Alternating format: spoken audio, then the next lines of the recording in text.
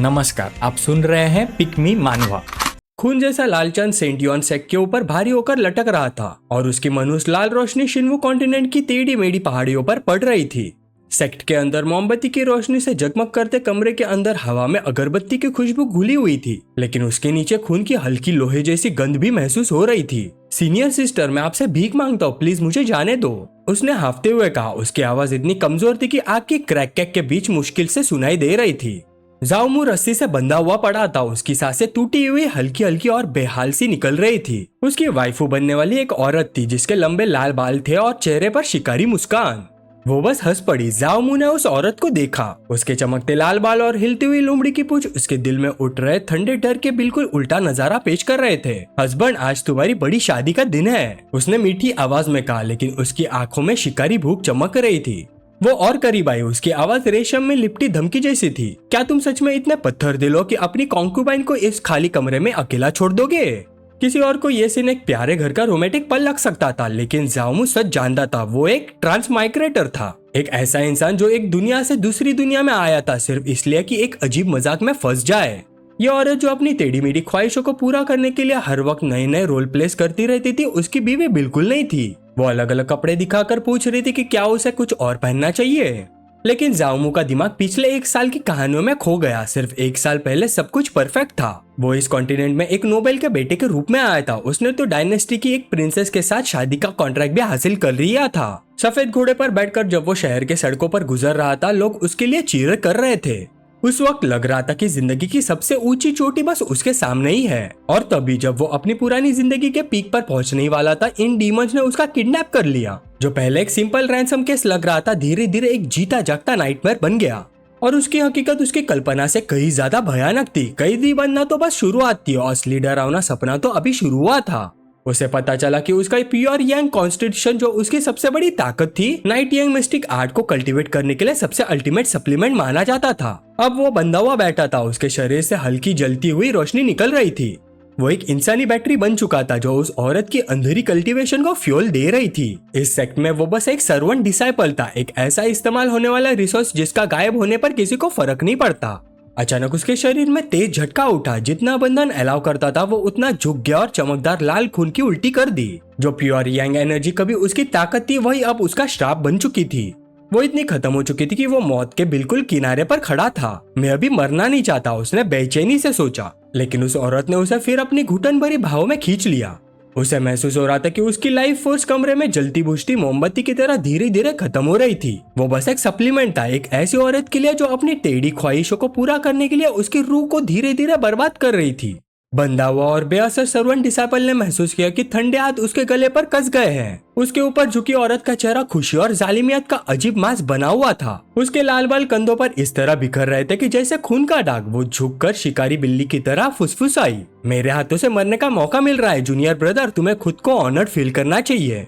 फिर उसने एक छोटी सी ट्रांसपेरेंट वाइल उठाई। उसके अंदर सॉलिडिफाइंग यंग पिल थी। यह एक ऐसा खजाना था जो शुद्ध एनर्जी को स्टिमुलेट करता था, लेकिन उसके हाथों में ये मौत का हुक्म था, नाइन यंग मिस्टिक आर्ट के लिए आखिरी फ्यूल। उसने जबरदस्ती गोली उसके मुंह में डाल दी। उसका स्पर्श झूठे प्यार का मजाक लग रहा था। वाइफ की nine Yang mystic art breakthrough के बिल्कुल करीब है, वो खिलखिलाकर बोली, इसलिए हस्बैंड अपनी थोड़ी सी प्योर यंग एनर्जी देने में कंजूसी मत करो। जाओमू ने दांतों को कस लिया। पिल से निकली गर्मी उसके शरीर में दौड़ पड़ी। उसका दिमाग कड़वाहट और बेचैन गुस्से से भर गया। मैंने अभी तक इस दुनिया को प्रॉपरली देखा भी नहीं। क्या मैं सच में इस लोमड़ी औरत के हाथों निचोड़कर मर दिया जाऊंगा? उसका हाथ मुट्ठी में बदल गया। उसके नाखून उसकी अपनी हथेली में धंस गए और खून निकल आया। मैं इस किस्मत को कभी एक्सेप्ट नहीं करूंगा, मैं कभी हार नहीं मानूंगा। तभी अचानक जैसे पूरी दुनिया एक पल के लिए रुक गई हो। कमरे की धुंधली गर्मी को एक ठंडी डिजिटल क्लैरिटी ने चीर दिया। उसकी नजरों के सामने नीली चमकती लाइंस उभरने लगी। वो मिलकर एक फ्लोटिंग इंटरफेस में बदल गई जिसे सिर्फ वही देख सकता था। Binding successful, detected that host received the system too late, issuing compensation. Compensation reward issued, the first return is guaranteed to be 10,000 fold reward. अपनी कॉन्शियसनेस के अंदर उभरते हुए सिस्टम के स्पीयर को देखकर आदमी एक पल के लिए बिल्कुल जमसा गया। एक पूरा साल उसने एक घटिया सर्वेंट की तरह गुजारा था। एक पूरा साल शिकार बनकर लोगों के हाथों इस्तेमाल होते हुए, और आज आखिरकार वो पल आ ही गया था। नीली रोशनी उसके आंखों में चमक रही थी। उसके डर को छुपाकर उसकी नजर में एक नई तेज और खतरनाक एम्बिशन भर रही थी। सिस्टम स्पीयर, उसने अंदर ही अंदर धीरे से कहा। उसकी सोच रिलीफ और अंधेरे इरादों के मिक्सअप से कांप रही थी। सब कुछ पलटने का मौका आखिर आ ही गया। उसने सर उठाकर अपने सीनियर सिस्टर की तरफ देखा। वो अभी भी अपनी जीत के नशे में डूबी हुई थी। उसने उसकी नजरों में आए बदलाव को महसूस ही नहीं किया। उसने ये भी नहीं देखा कि सिस्टम ने उसे बताया था कि जो भी चीज वो देगा उसके बदले में उसे कई गुना ज्यादा रिवॉर्ड मिलेगा। सीनियर सिस्टर, अभी मैं तुम्हें पूरी तरह से सेटिस्फाई करता हूँ, उसने भारी आवाज में कहा। उसकी आवाज पहले से ज्यादा गहरी हो गई थी। उसने स्ट्रगल करना बंद कर दिया और उसे अपनी तरफ खींच लिया। अगर सिस्टम देने पर रिवॉर्ड देता था तो वो उसे सब कुछ देगा जो वो चाहती थी, और जो 10,000 गुना रिटर्न मिलेगा उसे उसकी पूरी दुनिया जलाकर राख कर देगा। आज रात वो बलि का बकरा नहीं बनेगा। आज रात से वो अपनी किस्मत का खुद मालिक होगा। अगली सुबह सेंट योन डीमन सेक के शांत पानियों पर सूरज की सुनहरी रोशनी चमक रही थी। किनारे के पास हल्की लहरों पर सोना जैसा नूर नाच रहा था। कमरे के अंदर जाओम बिस्तर पर थका हरा पड़ा था। उसका सीना जोर जोर से उठ कर रहा था और वो ब्लैंक एक्सप्रेशन के साथ छत को घूर रहा था। उसके सामने लंबे क्रिम्सन बालों वाली और स्पिरिट फॉक्स की पूंछ रखती वो औरत आराम से स्ट्रेच कर रही थी। उसने पलटकर उसकी तरफ देखा और होठों पर शिकारी मुस्कान आ गई। तुमने प्योर यंग पावर तो ज्यादा नहीं दिया, लेकिन कल रात तुम्हारी परफॉर्मेंस बुरी नहीं थी, वो मजाक उड़ाते हुए बोली। कपड़े पहनकर जाने से पहले उसने कंधे के ऊपर से मुड़कर एक ठंडी बात कही। जो कल्टीवेशन फर्नेसेस बच नहीं पाते उनके लिए थोड़ा अफसोस होता है, लेकिन अगर तुम जिंदा रहे तो मैं जरूर फिर तुम्हारे साथ मजे करने आऊंगी।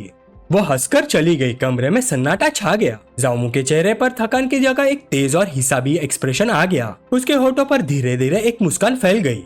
उसी वक्त उसकी आंखों के सामने ट्रांसपेरेंट सिस्टम इंटरफेस दोबारा जगमगाया। सिस्टम पूरी तरह से एक्टिवेट हो चुका था। जिस प्योर यांग पावर को वो औरत उससे निकालना चाहती थी वही उल्टा उसके अंदर तूफान बनकर लौट आई। सुनहरी एनर्जी उसके शरीर से फूट निकली। चमकदार नियॉन्स उसके मसल्स पर दौड़ने लगे। सिस्टर नोटिफिकेशन एक के बाद एक बजने लगे। कांग्रेचुलेशन होस्ट, आप की रिफाइनिंग के 3rd लेयर तक पहुंच गए हैं। कांग्रेचुलेशन होस्ट, आप की रिफाइनिंग के 4th लेयर तक पहुंच चुके हैं। System alert, pure Yang power absorb हो रही है, breakthrough imminent. Final notification, congratulation host, आप की रिफाइनिंग के 10th लेयर्स ग्रेट सर्कल तक पहुंच गए हैं।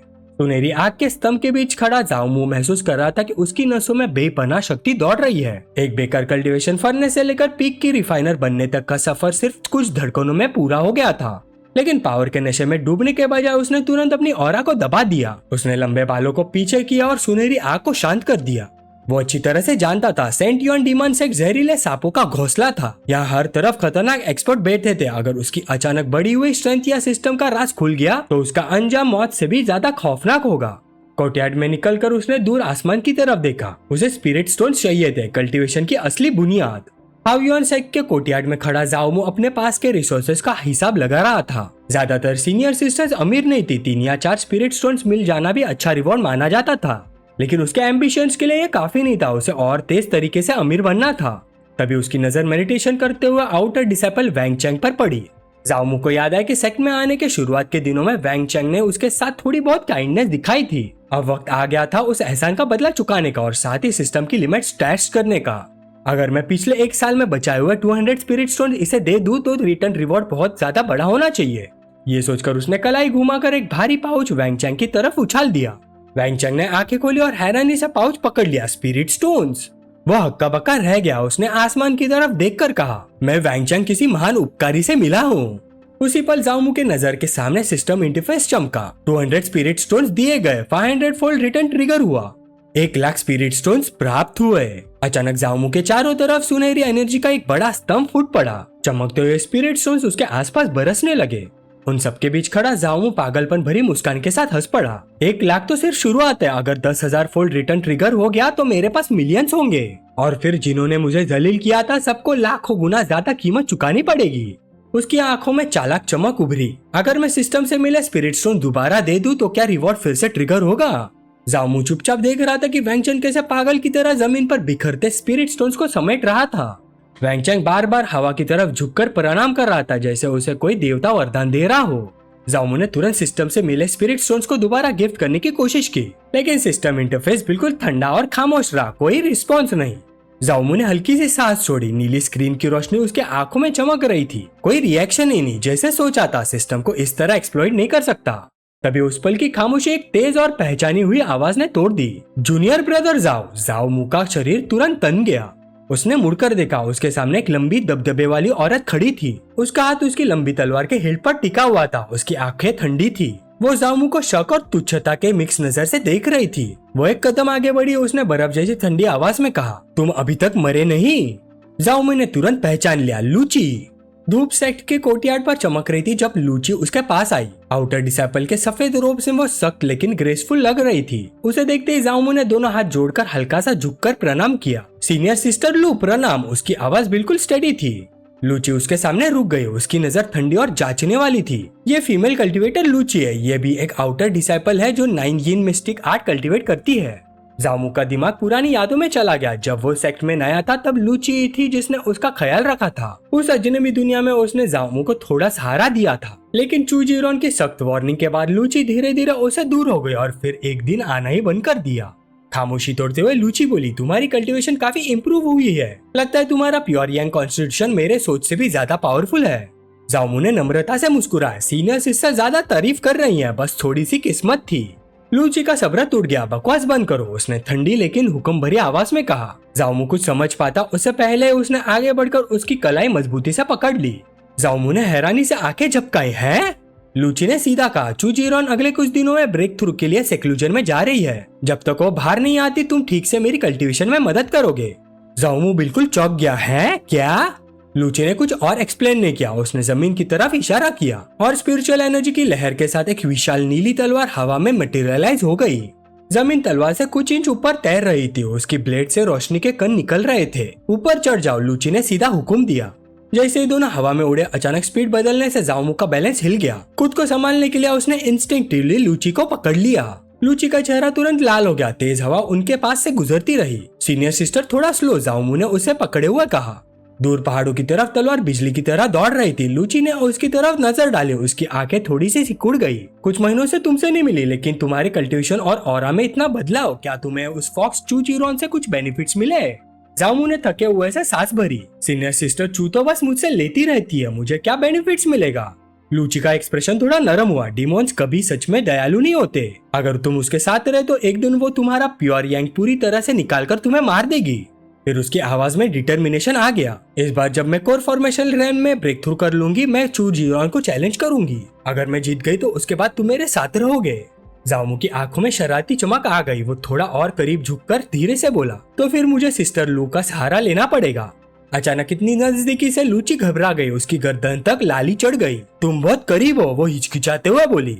जब वो सेंट यॉन डेमोन सेट के इनर एरिया की तरफ बढ़ रहे थे, जामू के दिमाग में सवाल घूम रहे थे। मेरे साथ रहोगे का क्या मतलब? तुम लोग मुझे समझते क्या हो? थोड़ी देर बाद दोनों लूची के प्राइवेट क्वार्टर्स में पहुंच गए। खुली हवा की जगह पॉलिश वुड और इंसेंस की खुशबू ने ले ली। लूची उसकी तरफ मुड़कर बोली, मैं कोर फॉर्मेशन रेल्म के ब्रेक थ्रू के बिल्कुल करीब हूँ। अगर तुम मेरी मदद करोगे और ब्रेक थ्रू स्मूथली हो गया तो रिवॉर्ड के रूप में मैं तुम्हें एक वाइटलिटी पिल दूंगी। जामू ने सीधा सिर हिलाया। अच्छा।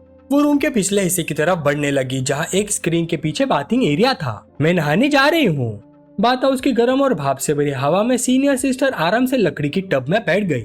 उसने एक लंबी थकी हुई सांस छोड़ी और पानी हल्की हल्की लहरों के साथ उसके आसपास हिलने लगा। इस बार मुझे कोई नहीं रोक सकता, उसने धीरे से खुद से कहा। उसके चेहरे पर उम्मीद और पक्के इरादे का मिक्स साफ नजर आ रहा था। इस बार मुझे जरूर क्या? एक खुश मिजाज आवाज ने उसकी बात बीच में ही काट दी। आवाज सुनते ही सीनियर सिस्टर घबराकर जोर से चीख उठी। वो तुरंत मुड़कर देखने लगी। वहाँ उसका जूनियर ब्रदर खड़ा था। वो पहले से ही नहाने के लिए तैयार था और उसके चेहरे पर शरारती मुस्कान थी। तुम अचानक अंदर कैसे आ गए? वो हिचकिचाते हुए बोली। उसका चेहरा लाल हो गया था कि पानी की गर्मी भी उसके सामने फीकी लग रही थी। जाओमू बिना जरा भी घबराए बड़े टब में उतर गया। टाइम बहुत कीमती है, उसने मुस्कुराते हुए कहा। साथ में नहाएंगे तो ज्यादा जल्दी होगा। जैसे ही वो उसके पास बैठा, हवा का माहौल बदल गया। हैरानी की जगह अब एक अजीब सी गर्म और रूहानी टेंशन ने ले ली। उसने हाथ बढ़ाया। उसका टच जेंटल था लेकिन उसकी प्रेजेंस पूरी तरह से डोमिनेंट थी। तो फिर शुरू करे, उसने धीरे से कहा। कमरे में धीमी और रिदम वाली गूंज भर गई। दोनों ने कल्टीवेशन शुरू कर दी। लूची की पलकें हल्की सी बंद हो गई। उसकी सांस एक पल को अटक गई जब उसने एनर्जी का फ्लो महसूस किया। उसने उसकी टेक्निक की फेमिलियर लेकिन पावरफुल ताकत को महसूस किया। सीनियर सिस्टर की 9 यिन मिस्टिक आर्ट वाकई कमाल है, जाओमू ने तारीफ की। उसकी आवाज गर्म भाप में गूंज उठी। लूची के होठों पर शर्मीली सी मुस्कान आ गई। जूनियर ब्रदर का प्योर यांग कॉन्स्टिट्यूशन भी काफी डोमिनियरिंग है, उसने हल्की आवाज में जवाब दिया। उसके आसपास पानी घूमने लगा। यिंग और यांग एनर्जीज के टकराव से टब का पानी खुद रिएक्ट कर रहा था। भाप और तेज होती गई। काफी देर बाद कल्टीवेशन खत्म हुई। टब के पानी पर भारी खामोशी छा गई। जामू टब के किनारे से टेक लगाकर संतुष्ट एक्सप्रेशन के साथ बैठा था। उसने लूची की तरफ देखा, उसका चेहरा गहरी लाली से भरा हुआ था। मैंने सच में एक्सपेक्ट नहीं किया था कि सीनियर सिस्टर लू जो 9 यिंग मिस्टिक आर्ट को कल्टीवेट करती है असल में बस तुम्हें पता है इतना काफी है, उसे जुबान पर लाने की जरूरत नहीं। लूची ने बीच में ही उसकी बात काट दी। उसकी सांसें अभी भी थोड़ी बेकरार थी। ठीक है, जामू हंस पड़ा और मजाक में दोनों हाथ उठा दिए। लेकिन अगले ही पल लूची का एक्सप्रेशन उदास हो गया। अगले महीने मेरी शादी है, उसने धीरे से कहा। लूची ने आगे कहा, उसका नाम लॉन्ग टिंशियान है, तुमने उसका नाम जरूर सुना होगा। जामू का हल्का फुल्का मूड तुरंत सीरियस हो गया। जामू ने भाई सिकोड़ ली, लॉन्ग टिंशियांग। वो नाम काफी मशहूर था, सेंट युआन डीमन सेक्ट का सबसे बड़ा जीनियस। 30 साल से पहले इनेसेंट सोल रेम तक पहुंच चुका था, हेवेंस प्राइड लिस्ट का टॉप एक्सपर्ट, और जिसने अपने दम पर स्वॉर्ड इंटेंट समझा था। जामू के चेहरे पर एक पल के लिए घबराहट आ गई। अगर इतने बड़े एक्सपर्ट को पता चल गया कि मैंने उसके सिर के ऊपर ग्रीन हैट पहना दी तो मेरा क्या होगा? उसने परेशानी में सिर पकड़ लिया। लूची ने आगे बढ़कर उसके सीने पर हाथ रखा। चिंता मत करो, उसने पक्की आवाज में कहा। फिर उसने एक राज बताया। लॉन्ग टिंशियान ने पूरे स्वॉर्ड मैनुअल के प्रैक्टिस के दौरान अपने मेरिडियंस को नुकसान पहुंचा दिया था और अब वो मर्दाना तौर पर असमर्थ था। इसलिए जब तक मैं खुद कुछ नहीं बोलती किसी आउटसाइडर को इस बात का कभी पता नहीं चलेगा। वो उसके और करीब आई। उसकी आंखों में सच्चा प्यार था। आवाज धीमी करते हुए वो बोली, और वैसे भी अगर मैं तुम्हें सच में पसंद नहीं करती तो क्या मैं तुम्हें अपनी सबसे कीमती चीज देती? जामू उसके और करीब झुक गया। उसने धीमी गहरी आवाज में कहा, सीनियर सिस्टर। फिर दोनों की नजरें एक दूसरे में खो गई। उनके बीच एक बेआवाज समझ पैदा हो गई। लूची ब्रेक थ्रू के करीब थी। जामू ने सोचा, तो फिर और मेहनत करते हैं। लूची ने हल्की सी सांस के साथ कहा, तुम इडियट। लेकिन उसके एक्शंस उसके लफ्जों के बिल्कुल ऑपोजिट थे। खिड़की के बाहर लैटिस विंडो पर उनकी सिलुएट्स नजर आ रही थी, दो साए जो मिलकर और ज्यादा ताकत हासिल करने की कोशिश कर रहे थे। कोर्टयार्ड के शांत माहौल में बाम्बू की खुशबू फैली हुई थी। अंदर कमरे का माहौल और भी ज्यादा इंटेंस था। लूची बेड पर आराम से सोई हुई थी। तभी अचानक जामू की आंखों के सामने नीले सिस्टम इंटरफेसेस चमकने लगे। सिस्टम आ गया, उसने अंदर ही अंदर बेचैनी से कहा। आपका सारा यांग पावर ड्रेन कर लिया गया है, सिस्टम एक्टिवेट हो गया है। रेड यांग सेक्रेट बॉडी की इंटेंसिटी काफी बढ़ गई है। उसने महसूस किया कि उसके पूरे शरीर में जबरदस्त बदलाव हो रहा है। उसकी मसल तन गई, उन पर सुनहरी रोशनी चमकने लगी। आखिर में उसके दिमाग में एक विजयी नोटिफिकेशन गूंजा, डिंग, कांग्रेचुलेशन होस्ट, आप फाउंडेशन एस्टेब्लिश स्टेज में ब्रेक थ्रू कर चुके हैं। जामू खड़ा हो गया। उसके पूरे शरीर के आसपास सुनहरी आग की लपटें हल्की हल्की झिलमिला रही थी। उसकी आंखों में नई शक्ति का भरपूर कॉन्फिडेंस जल रहा था। उसने अपनी मुट्ठियां कसकर बंद कर दी। उसे महसूस हो रहा था कि बेहद रॉ और बेकाबू ताकत उसकी नसों में दौड़ रही है। इतने कम वक्त में ही मैं फाउंडेशन एस्टेब्लिशमेंट रैंक तक पहुंच गया। उसके होठों पर एक तेज और डिटर्मिन्ड मुस्कान आ गई। अगर इसी स्पीड से प्रोग्रेस करता रहा तो लॉन्ग टियांगशे और उसके लॉन्ग फैमिली से भी मुझे जरा सा भी डर नहीं होगा। उसने बिस्तर पर सो रही लूसी की तरफ देखा। वो गहरी नींद में डूबी हुई थी। जामू झुककर उसके पास गया और हल्का सा उसे हिला दिया। उसने धीमी लेकिन डिमांड भरी आवाज में कहा, सीनियर सिस्टर उठ जाओ, मेरा रिवॉर्ड कहाँ है? लूची ने आधी नींद में हल्की सी आवाज निकाली। उसकी पलकें मुश्किल से खुल रही थी। वो थकी हुई आवाज में बोली, तुम वाकई बहुत अमेजिंग हो, मैं अब और नहीं संभाल सकती, मुझे थोड़ा सोने दो। ये कहकर उसने एक पतली सी जेड वाइल उसके हाथ में थमा दी, फिर दोबारा नींद में डूब गई। जामू बिस्तर के किनारे बैठ गया। उसने वाइल खोला और अंदर झांका। उसकी आंखें हल्का सा फैल गई। अंदर पूरे 10 वाइटलिटी पिल्स है। सीनियर सिस्टर लू सच में काफी जनरस है। उसने वाइल को हाथ में घुमाया। उसके चेहरे पर संतुष्ट और थोड़ी अंधेरी मुस्कान उभर आई। ये रिवॉर्ड सिर्फ पिल का नहीं था, ये उसकी कैपेबिलिटी का प्रूफ था। लेकिन जामू का एम्बिशन अभी शांत नहीं हुआ था। उसकी नजर दोबारा थकी हुई लूची पर पड़ी। एक हिस्सा भी ख्याल उसके दिमाग में उभरा, वैसे भी मुझे पिल्स गिफ्ट करने ही है, तो जब परफेक्ट टारगेट मेरे सामने ही है तो किसी और को ढूंढने की क्या जरूरत। उसने एक सेकंड ग्रेड वाइटलिटी पिल निकाली और धीरे से लूची के मुंह में डाल दी। तुरंत ही उसके आंखों के सामने सिस्टर इंटरफेस चमका। सेकंड ग्रेड वाइटलिटी पिल गिफ्ट की गई। 30 फोल्ड रिटर्न ट्रिगर हुआ। थर्ड ग्रेड वाइटलिटी पिल प्राप्त हुई। जामू ने नई पिल को हाथ में उठाया और थोड़ा सा मुंह बनाया। सिर्फ 30 फोल्ड, ज्यादा खास नहीं। लेकिन उसने हार नहीं मानी। अभी भी मेरे पास 9 चांसेस और हैं। हर बार 10,000 फोल्ड तो नहीं मिलेगा, लेकिन कम से कम 1000 फोल्ड तो मिलना चाहिए। फिर उसने एक के बाद एक पिल्स लूची को खिलानी शुरू कर दी। लूची बस कमजोर सी आवाज में कुछ बोल पा रही थी। अचानक सिस्टम की आवाज पहले से काफी ज्यादा पावरफुल तरीके से गूंजी। सेकंड ग्रेड वाइटलिटी पिल गिफ्ट की गई। 3000 फोल्ड रिटर्न ट्रिगर हुआ। लूची के शरीर से सुनहरी रोशनी फूट निकली। उसके हाथ में तेज हरा प्रकाश जमने लगा। सिस्टम ने फाइनल रिवॉर्ड कंफर्म किया। 7th ग्रेड मैरो क्लेंजिंग पिल प्राप्त हुई। जामू के चेहरे पर विजयी मुस्कान फैल गए। उसके हाथ में चमकती हुई हरा रंग की पिल तैर रही थी। ये मैरो क्लेंजिंग पिल है, ये तो सच में जबरदस्त चीज है। उसकी आंखें एक्साइटमेंट से चमक उठी। उसे पता था कि ये सिर्फ नॉर्मल मेडिसिन नहीं थी। ओरिजिन नर्चरिंग पिल की तरह यह फाउंडेशन को मजबूत करती थी और वाइटैलिटी बढ़ाती थी, लेकिन इसका असली कमाल कुछ और था। ये कल्टीवेटर की रूट बोन एप्टीट्यूड को इम्प्रूव करती थी। जाओमू ने अपने बारे में सोचा। उसका प्योर यांग कॉन्स्टिट्यूशन मोर्टल्स के बीच काफी आउटस्टैंडिंग माना जाता था, लेकिन सेक्ट के असली जीनियसेस के सामने वो अभी भी कुछ खास नहीं था। अगर मुझे और ऊंचा उठना है तो मुझे अपना पोटेंशियल का अपर लिमिट बढ़ाना होगा। यह सोचकर बिना जरा सा हिचकिचाए उसने पिल निगल ली। जैसी पिल अंदर गई, जबरदस्त मेडिसिनल पावर उसके शरीर में फूट पड़ी। सुनहरी एनर्जी उसकी स्किन पर लपटों की तरह नाचने लगी। वो तुरंत मेडिटेशन पोजीशन में बैठ गया। उसने दांत भींचते हुए कहा, इस मेडिसिनल पावर को जल्दी रिफाइन करना होगा। पूरे इरादे के साथ उसने उस एनर्जी को मेरिडियंस के थ्रू गाइड करना शुरू कर दिया।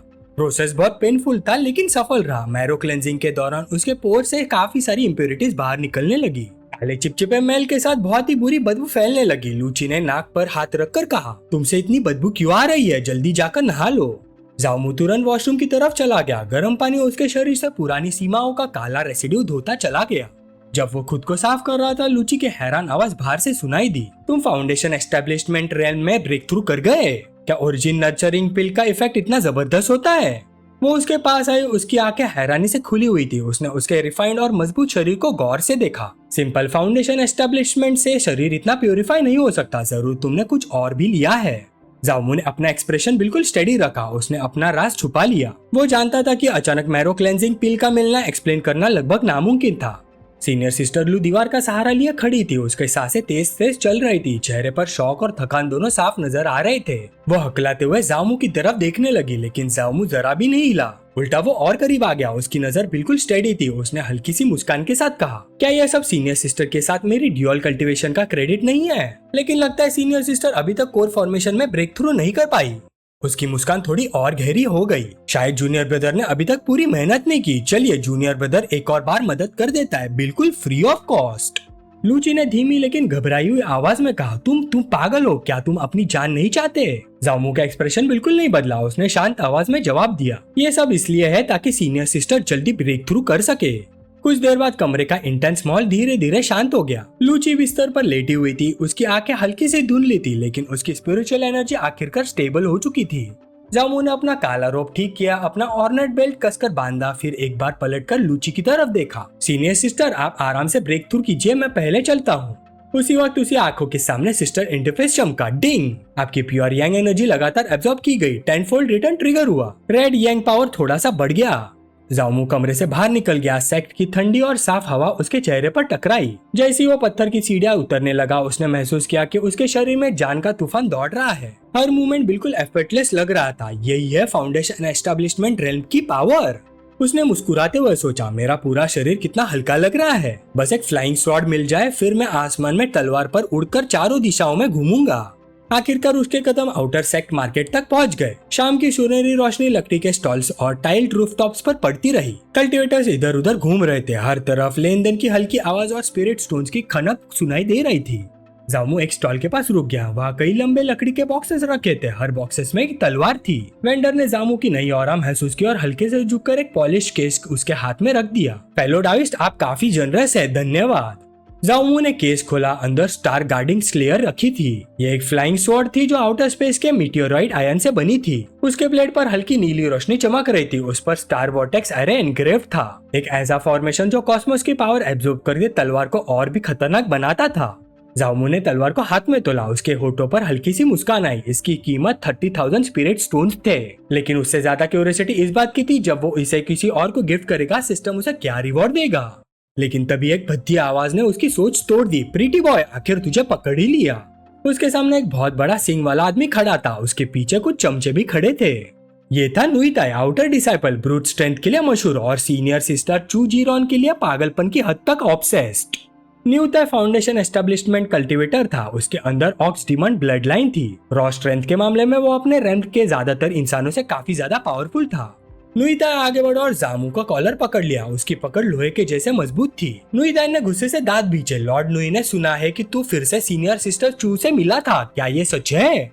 पर जामू बिल्कुल नहीं घबराया। उसने बिल्कुल शांत आवाज में जवाब दिया, तो अगर मिला था तो? ये जवाब नुइताई को और भड़का गया। वो दहाड़ा, तू? उसकी मुट्ठी पर भड़की हुई आग लपक उठी। गर्मी से आसपास की हवा तक टेढ़ी मेढ़ी होने लगी। नुइताई ने पहाड़ जैसी मुट्ठी जामू पर दे मारी, तो मर जा।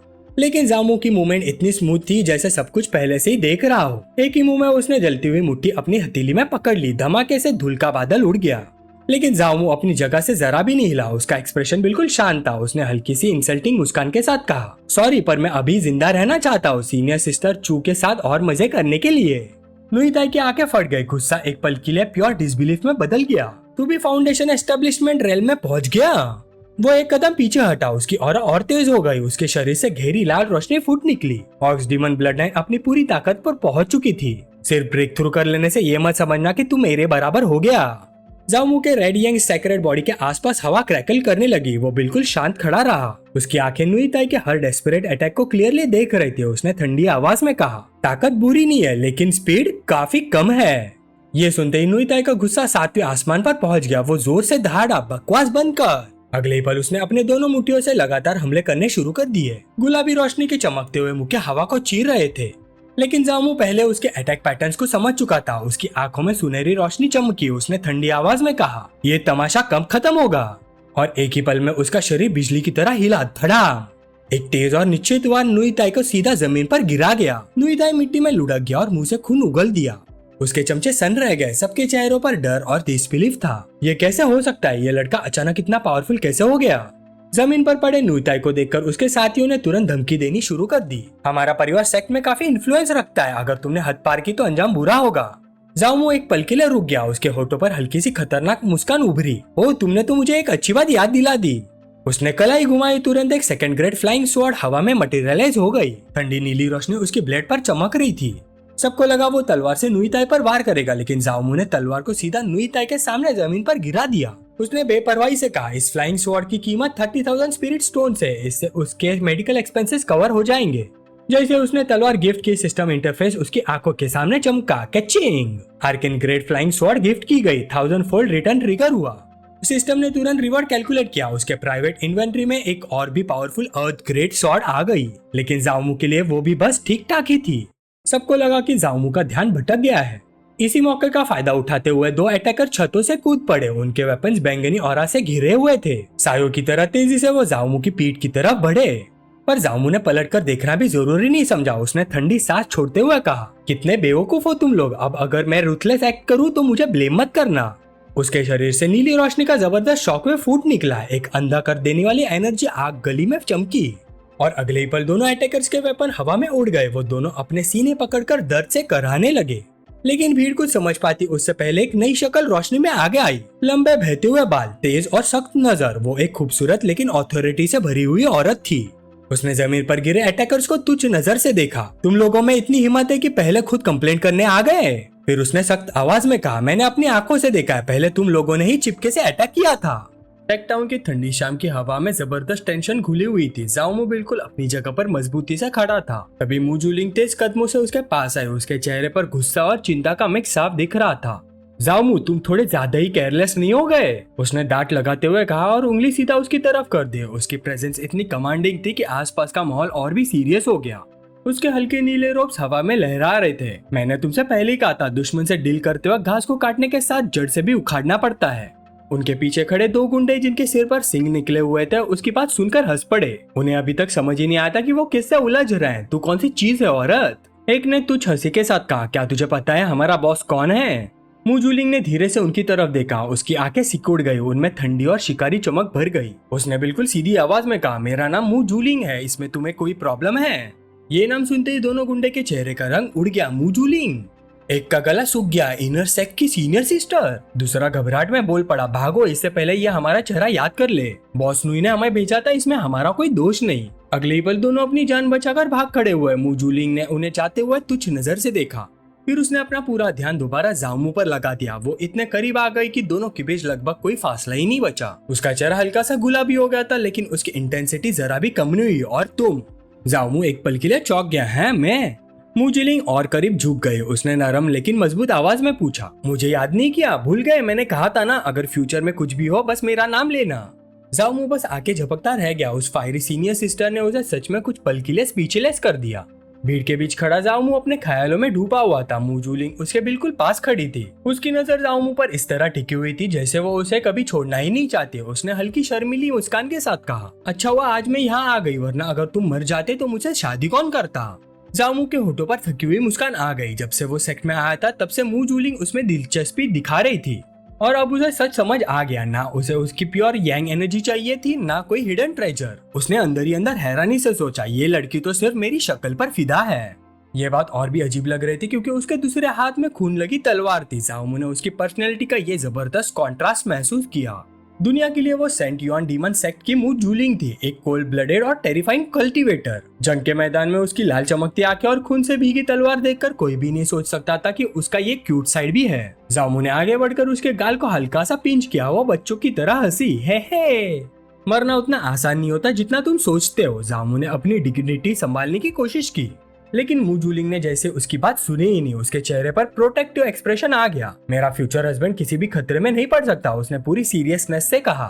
फिर बिना कुछ कहे उसने जामू का हाथ पकड़ लिया, मेरे साथ चलो। जामू कुछ बोल पाता उससे पहले ही मूजूलिंग हवा में उछल गई। अचानक जामू ने महसूस किया कि दोनों आसमान की तरफ तेजी से बढ़ रहे हैं। नीचे कोई फ्लाइंग स्वॉर्ड नहीं थी, ना कोई स्पिरिचुअल ट्रेजर, वो सिर्फ अपनी इंटरनल एनर्जी के दम पर उड़ रही थी। जामू की आंखें फट गई। फ्लाइंग स्वॉर्ड के बिना उड़ना, ये तो सिर्फ कोर फॉर्मेशन कल्टीवेटर्स ही कर सकते हैं। उसने चुपचाप उस लड़की की तरफ देखा जो उसे आसमान में लेकर जा रही थी। उसका सिलुएट लाल ऑरा से घिरा हुआ था और जिस आसानी से वो दोनों को लेकर उड़ रही थी वो सच में हैरान कर देने वाला था। इस छोटी सी लड़की की एक्चुअल कल्टीवेशन लेवल आखिर है क्या? हर गुजरते पल के साथ मूजूलिंग का राज और गहरा होता जा रहा था। सेंट युआन डीमन सेक्ट के कोर होली लैंड की ठंडी शाम की हवा एक अजीब और पावरफुल प्रेशर से भरी हुई थी और जामू ने महसूस किया कि वो अब एक बिल्कुल नए स्टेज पर कदम रखने वाला है। जैसे जैसे दोनों आगे बढ़ रहे थे उनके आसपास लाल सुनहरी स्पिरिचुअल एनर्जी घूम रही थी। उस रोशनी ने अंधेरे रास्ते को चमका दिया था। जामू ने अपनी उंगलियों के बीच नाचती हुई सुनहरी चिंगारियों को देखा। उसने हैरानी से कहा, यहाँ की स्पिरिचुअल एनर्जी कितनी ज्यादा है, क्या ये सेंट युआन डीमन सेक्ट का कोर होली लैंड है? मूजूलिंग एक सादगी भरे लकड़ी के घर के दरवाजे पर रुक गए। उसने पलटकर जामू की तरफ देखा। उसने हल्का सा मुस्कुरा कर कहा, अंदर आओ, ये मेरा घर है। जामू उसके पीछे अंदर चला गया। उसके दिमाग में तुरंत एक ख्याल आया, क्या एक किसी एल्डर की पर्सनल डिसाइपल है? घर के अंदर का माहौल काफी कोजी था, हर तरफ किताबें ही किताबें रखी थी। जामू ने आसपास देखते हुए पूछा, तुम यहाँ रहती हो? मूजूलिंग ने आराम से जवाब दिया, फिर मुस्कुराते हुए बोली, जब कभी मुझे थोड़ा फ्री टाइम मिलता है मैं यहाँ आकर बुक्स पढ़ती हूँ और सो लेती हूँ, लेकिन मैं यहाँ ज्यादा नहीं आती। अचानक वो हल्की सी चीख के साथ बेड पर जाकर गिर पड़ी। उसके हल्के नीले रोब्स हवा में लहरा रहे थे। वो शरारती नजरों से जामू को देखने लगी। अब तक वहाँ खड़े खड़े क्या देख रहे हो, जल्दी इधर आओ। जामू वही खड़ा रहा। उसके चेहरे पर ऑकवर्डनेस और कॉशन दोनों थे। उसने थोड़ी टेंशन भरी आवाज में कहा, देखो कुछ उल्टा सीधा मत करना, मेरा सेल्फ कंट्रोल बहुत लिमिटेड है। मूजूलिंग का चेहरा तुरंत लाल हो गया। उसने उंगली दिखाते हुए कहा, तुम बड़े प्ले बॉय हो, तुम्हारे दिमाग में हमेशा ऐसे ही चीजें चलती रहती है क्या? फिर उसने पास से पुरानी मैनुअल्स उठाकर उसके हाथ में दे दी, ये लो। जामू ने टाइटल्स पढ़े, true chapter of sword control और मिस्टिक हार्ट स्वॉर्ड आर्ट। उसकी आंखें हैरानी से खुल गई। तुम्हें कैसे पता चला कि मैं स्वॉर्ड कंट्रोल सीखना चाहता हूँ? मूजूलिंग ने जीत भरी स्मग के साथ कहा, तुमने अभी अभी फाउंडेशन एस्टेब्लिशमेंट में ब्रेक थ्रू किया, उसके बाद सीधा मार्केट जाकर फ्लाइंग स्वॉर्ड खरीदी, तो ऑब्वियस है कि तुम स्वॉर्ड कंट्रोल सीखना चाहते हो। फिर उसने एक सुंदर केस निकाला, वैसे ये फ्लाइंग स्वॉर्ड भी तुम्हारे लिए है। ये 6 ग्रेट कोल एट्रीब्यूट फ्लाइंग स्वॉर्ड है, इसका नाम फ्रॉस्ट फॉल है। जामू ने तलवार को हाथ में लिया। ब्लेड के अंदर से शुद्ध और तेज स्पिरिचुअल एनर्जी महसूस हो रही थी। मूजूलिंग ने उसकी तरफ देखते हुए मुस्कुरा कर कहा, तुम्हारे अंदर जो प्योर और गर्म एनर्जी है उसे बैलेंस करने के लिए ये स्वॉर्ड बिल्कुल परफेक्ट है, ताकि तुम्हारा इविल फायर कंट्रोल में रहे और तुम पूरा दिन वही चीजें सोचना बंद करो। जामू शर्माते हुए मुस्कुराए, तुम वाकई बहुत थॉटफुल हो। मूजूलिंग खड़ी हो गई, ठीक है, तुम कुछ दिन यही रुककर स्वॉर्ड कंट्रोल कल्टीवेट करो, बाकी सब मैं हैंडल कर लूंगी। अब तुम फाउंडेशन एस्टेब्लिशमेंट रेल में पहुंच चुके हो, इसलिए तुम्हें सर्वेंट डिसाइपल रहने की जरूरत नहीं। मैं किसी से कहकर तुम्हारा disciple token outer sect level में अपडेट करवा दूंगी। जामू ने हैरानी से पूछा, गर्ल तुम आखिरकार हो कौन? दरवाजे पर खड़ी मूजूलिंग ने फ्रेम से टेक लगाए। उसके चेहरे पर प्लेफुल और कॉन्फिडेंट स्माइल थी। बिना झिझक वो बोली, वही इंसान जिससे तुम जल्दी या देर से शादी करोगे। इतना कहकर वो बाहर निकल गई। धड़ाम, दरवाजा जोर से बंद हो गया। जामू ने सिर हिलाकर अपने ख्याल साफ किए। उसने हल्की मुस्कान के साथ कहा, ये छोटी सी लड़की फ्लर्ट करने में काफी एक्सपर्ट है, लेकिन वो ज्यादा देर तक डिस्ट्रैक्ट नहीं रह सकता था। छोड़ो, अभी स्वॉर्ड कंट्रोल कल्टीवेट करना ज्यादा इंपॉर्टेंट है। वो क्रॉस लेगेड बैठ गया। उसके आसपास तलिस्मान चमकने लगे, सुनहरी एनर्जी घूमने लगे। उसने पूरी मेहनत से टेक्निक समझने की कोशिश की। लेकिन काफी देर के बाद भी प्रोग्रेस बहुत कम हुई। आखिरकार वो थक कर पीठ के बल लेट गया। उसने फ्रस्ट्रेशन में छत की तरफ देखते हुए कहा, मैंने मैरो क्लेंजिंग पिल से अपनी एप्टीट्यूड इंप्रूव की थी ना, फिर स्वॉर्ड कंट्रोल सीखना इतना मुश्किल क्यों है। वो दोबारा बैठ गया। थोड़ी देर तक सोचता रहा। उसे समझ आ गया पिल ने उसकी शरीर की पोटेंशियल तो बढ़ा दी थी, लेकिन उसकी कॉम्प्रहेंशन बिल्कुल इम्प्रूव नहीं हुई। अब वो सच में अटक गया था। मैं क्या करूं, मेरे पास सिस्टम तो है, लेकिन अगर कॉम्प्रहेंशन ही वीक रही तो कल्टीवेशन रुक जाएगी, फिर तो मैं सच में रो रो कर मर जाऊंगा। तभी उसकी नजर पास ही घास खाते एक छोटे सफेद सींग वाले डीमन बीस्ट पर पड़ी। अचानक उसके दिमाग में बिजली सी चमकी। उसे याद आया कि सिस्टम ने प्रीमोर्डियल यांग को भी गिफ्ट माना था। अगर ऐसा है तो नॉलेज या कॉम्प्रहेंशन देने पर भी सिस्टम रिवॉर्ड दे सकता है। उसके चेहरे पर शरारती और थोड़ी डेंजरस मुस्कान आ गई। वो धीरे धीरे उस छोटे बीस्ट के पास गया। छोटे, तुम काफी बोर लग रहे हो, कैसा रहेगा अगर मैं। अचानक उसने उसके सिंग पकड़ लिया। मैं तुम्हें मल्टीप्लिकेशन टेबल सिखाऊं। छोटे डीमन बीस्ट की आंखें डर से फट गई और जामू तुरंत जोर जोर से बोलने लगा, 1 गुना 5 बराबर 5, 3 गुना 4 बराबर 12, 4 गुना 5 बराबर 20। जैसे बेचारे डीमन बीस्ट का दिमाग इतने सारे मैथ्स के सवालों से हैंग हो गया, जामू के सामने सिस्टम नोटिफिकेशन चमक उठा। डिंग, अपने एक डीमन बीस्ट को एनलाइटन किया है। नॉलेज इंपोर्ट करने से 100 फोल्ड रिटर्न ट्रिगर हुआ। होस्ट की कॉम्प्रेशन काफी हद तक बढ़ गई है। अचानक जामू को महसूस हुआ जैसे उसके दिमाग से सारी धुंध हट गई हो। जो स्वॉर्ड कंट्रोल के कॉम्प्लेक्स पाथ कुछ देर पहले तक उसके लिए पजल बने हुए थे, अब बिल्कुल सिंपल लगने लगे। उसने अपनी मुट्ठी कस ली और उसकी आंखों में विजय की चमक उठी। ये सच में काम कर गया। जामू मेडिटेशन में बैठा था। उसके आसपास सुनहरी इंस्क्रिप्शंस पुरानी शक्ति के साथ गूंज रही थी। पहली बार हाई लेवल कुंफू के वो मुश्किल सिंबल्स उसे बिल्कुल क्लियरली समझ आ रहे थे। जैसे दिमाग पर छाई धुंध अचानक छा गई हो, उसने आंखें खोली। उनमें तेज एम्बर रोशनी चमक रही थी। उसने धीरे से कहा, बुरा नहीं। उसने हाथ आगे बढ़ाया। तुरंत एक स्पेक्ट्रल स्वॉर्ड उसके सामने मटेरियलाइज हो गई। वो शांत और ओबीडियंट रोशनी के साथ तैर रही थी। जो कुंफू पहले समझ नहीं आ रहा था, अब मैं उसे तुरंत कॉम्प्रहेंड कर सकता हूँ। लेकिन ब्रेक थ्रू के बाद भी उसके चेहरे पर पूरी संतुष्टि नहीं थी। इस दुनिया का सच वो अच्छी तरह से जानता था। एक ट्रांस माइग्रेटरी के लिए काफी अच्छा होना मतलब मौत को इनवाइट करना था। उसे अनपैरेलल्ड बनना था, सबसे अलग, सबसे बेहतर। उसकी नजर पास खड़े छोटे से हॉर्न स्पिरिट बीस्ट पर पड़ी। वो वाइड आइज के साथ उसे देख रहा था। जामू के चेहरे पर शरारती और थोड़ी सिनिस्टर स्माइल आ गई। उसने क्रिएचर को गर्दन से उठाया। हम लगता है तुम सीखने के लिए काफी ईगर हो, तो आज तुम्हारा टीचर तुम्हें एक नया सब्जेक्ट पढ़ाएगा, ज्योमेट्री थियरम्स। जामू ने इमेजिनरी ब्लैक बोर्ड के सामने खड़े होकर अजीबोगरीब फॉर्मूलाज लिखने शुरू कर दिए। इस दुनिया के हिसाब से ये सब बिल्कुल एलियन लग रहे थे। जब वो ट्रेमलिंग बीस्ट को कैलकुलस और शेप समझा रहा था, सिस्टम दोबारा चमका। डिंग, आपने कैलकुलस नॉलेज सिखाई। 100 फोल्ड रिटर्न ट्रिगर हुआ। कॉम्प्रहेंशन ड्रामेटिकली इंप्रूव हुई। उसका दिमाग और भी एक्सपांड होने लगा, जैसे वो रियलिटी के बुनियादी रूल्स को समझने लगा हो। लेकिन अचानक एक लाल वार्निंग स्क्रीन चमकी और उसकी करंट कॉम्प्रहेंशन वैल्यू इस रैम की अपर लिमिट तक पहुंच चुकी है। आगे इंप्रूवमेंट संभव नहीं। जामू ने हल्की सांस छोड़ी। तो कॉम्प्रहेंशन का भी अपर लिमिट होता है। पर वो ज्यादा डिसअपॉइंटेड नहीं था। उसकी करंट मेंटल कैपेसिटी के सामने लाइब्रेरी के स्क्रोल्स अब पजल नहीं लग रहे थे, अब वो बस सिंपल इंस्ट्रक्शन जैसे लग रहे थे। जामू आर्काइव में आंधी की तरह घूम गया। वो स्क्रोल्स को सिर्फ पढ़ नहीं रहा था, वो उन्हें पल भर में मास्टर कर रहा था। वज्रा फिस्ट, उसने कमांड दिया। उसका हाथ चमकदार धातु जैसी रोशनी से भर गया। वाइंड रेड थंडर आर्ट, उसने लाल बिजली का एक बोल्ट हवा में छोड़ा। छोटा स्पिरिट भी डर कर चीखता हुआ कोने में छुप गया। एक के बाद एक उसने कई टेक्निक्स मास्टर कर ली। 3 टैलेंट्स, 8 डिवीजन आर्ट्स और कई और मार्शल आर्ट्स। और कमरे की हवा अलग अलग एलिमेंट्स की रेजोनेंस से भर गई। लेकिन येलो रैंक टेक्निक्स के ढेर को देखकर उसने बेपरवाह सोचा, ये सब अनरेटेड येलो रैंक टेक्निक्स है, मेरे करंट लेवल के लिए बहुत क्रूड। फिर भी उसके दिमाग में एक प्लान बन चुका था। लेकिन मैंने इन सब टेक्निक्स को पूरी तरह याद कर लिया है। बाहर जाकर इन्हें लिख कर दूसरों को दे सकता हूँ। सिस्टम से मुझे रिवॉर्ड का एक और बड़ा वेव मिलेगा। जब वो पवेलियन से निकलने लगा, छोटा हॉर्न स्पिरिट बेस दौड़ता हुआ वापस आया। उसके मुंह में एक पुरानी कार्व्ड बोन थी। वो एक्साइटेड नजरों से जामू को देख रहा था। जामू झुककर उसके सिर पर हाथ फेरने लगा। तुम ये हड्डी मुझे देना चाहते हो? क्रिएचर ने खुशी से आंखें बंद कर ली। जामू मुस्कुराया, बहुत शुक्रिया, बाद में तुम्हारे लिए सूप बनाऊंगा। जैसे उसकी उंगली बोन को छुई, उसमें से भयानक बैंगनी एनर्जी फूट निकली। पूरा कमरा भूतिया रोशनी से जगमगा उठा। जामू हैरान रह गया, क्या शेंगमिंग आर्ट। उसे तुरंत समझ आ गया कि छोटे बीस्ट ने उसे एक हिडन ट्रेजर दे दिया है। वो बैठकर बोन को ध्यान से देखने लगा।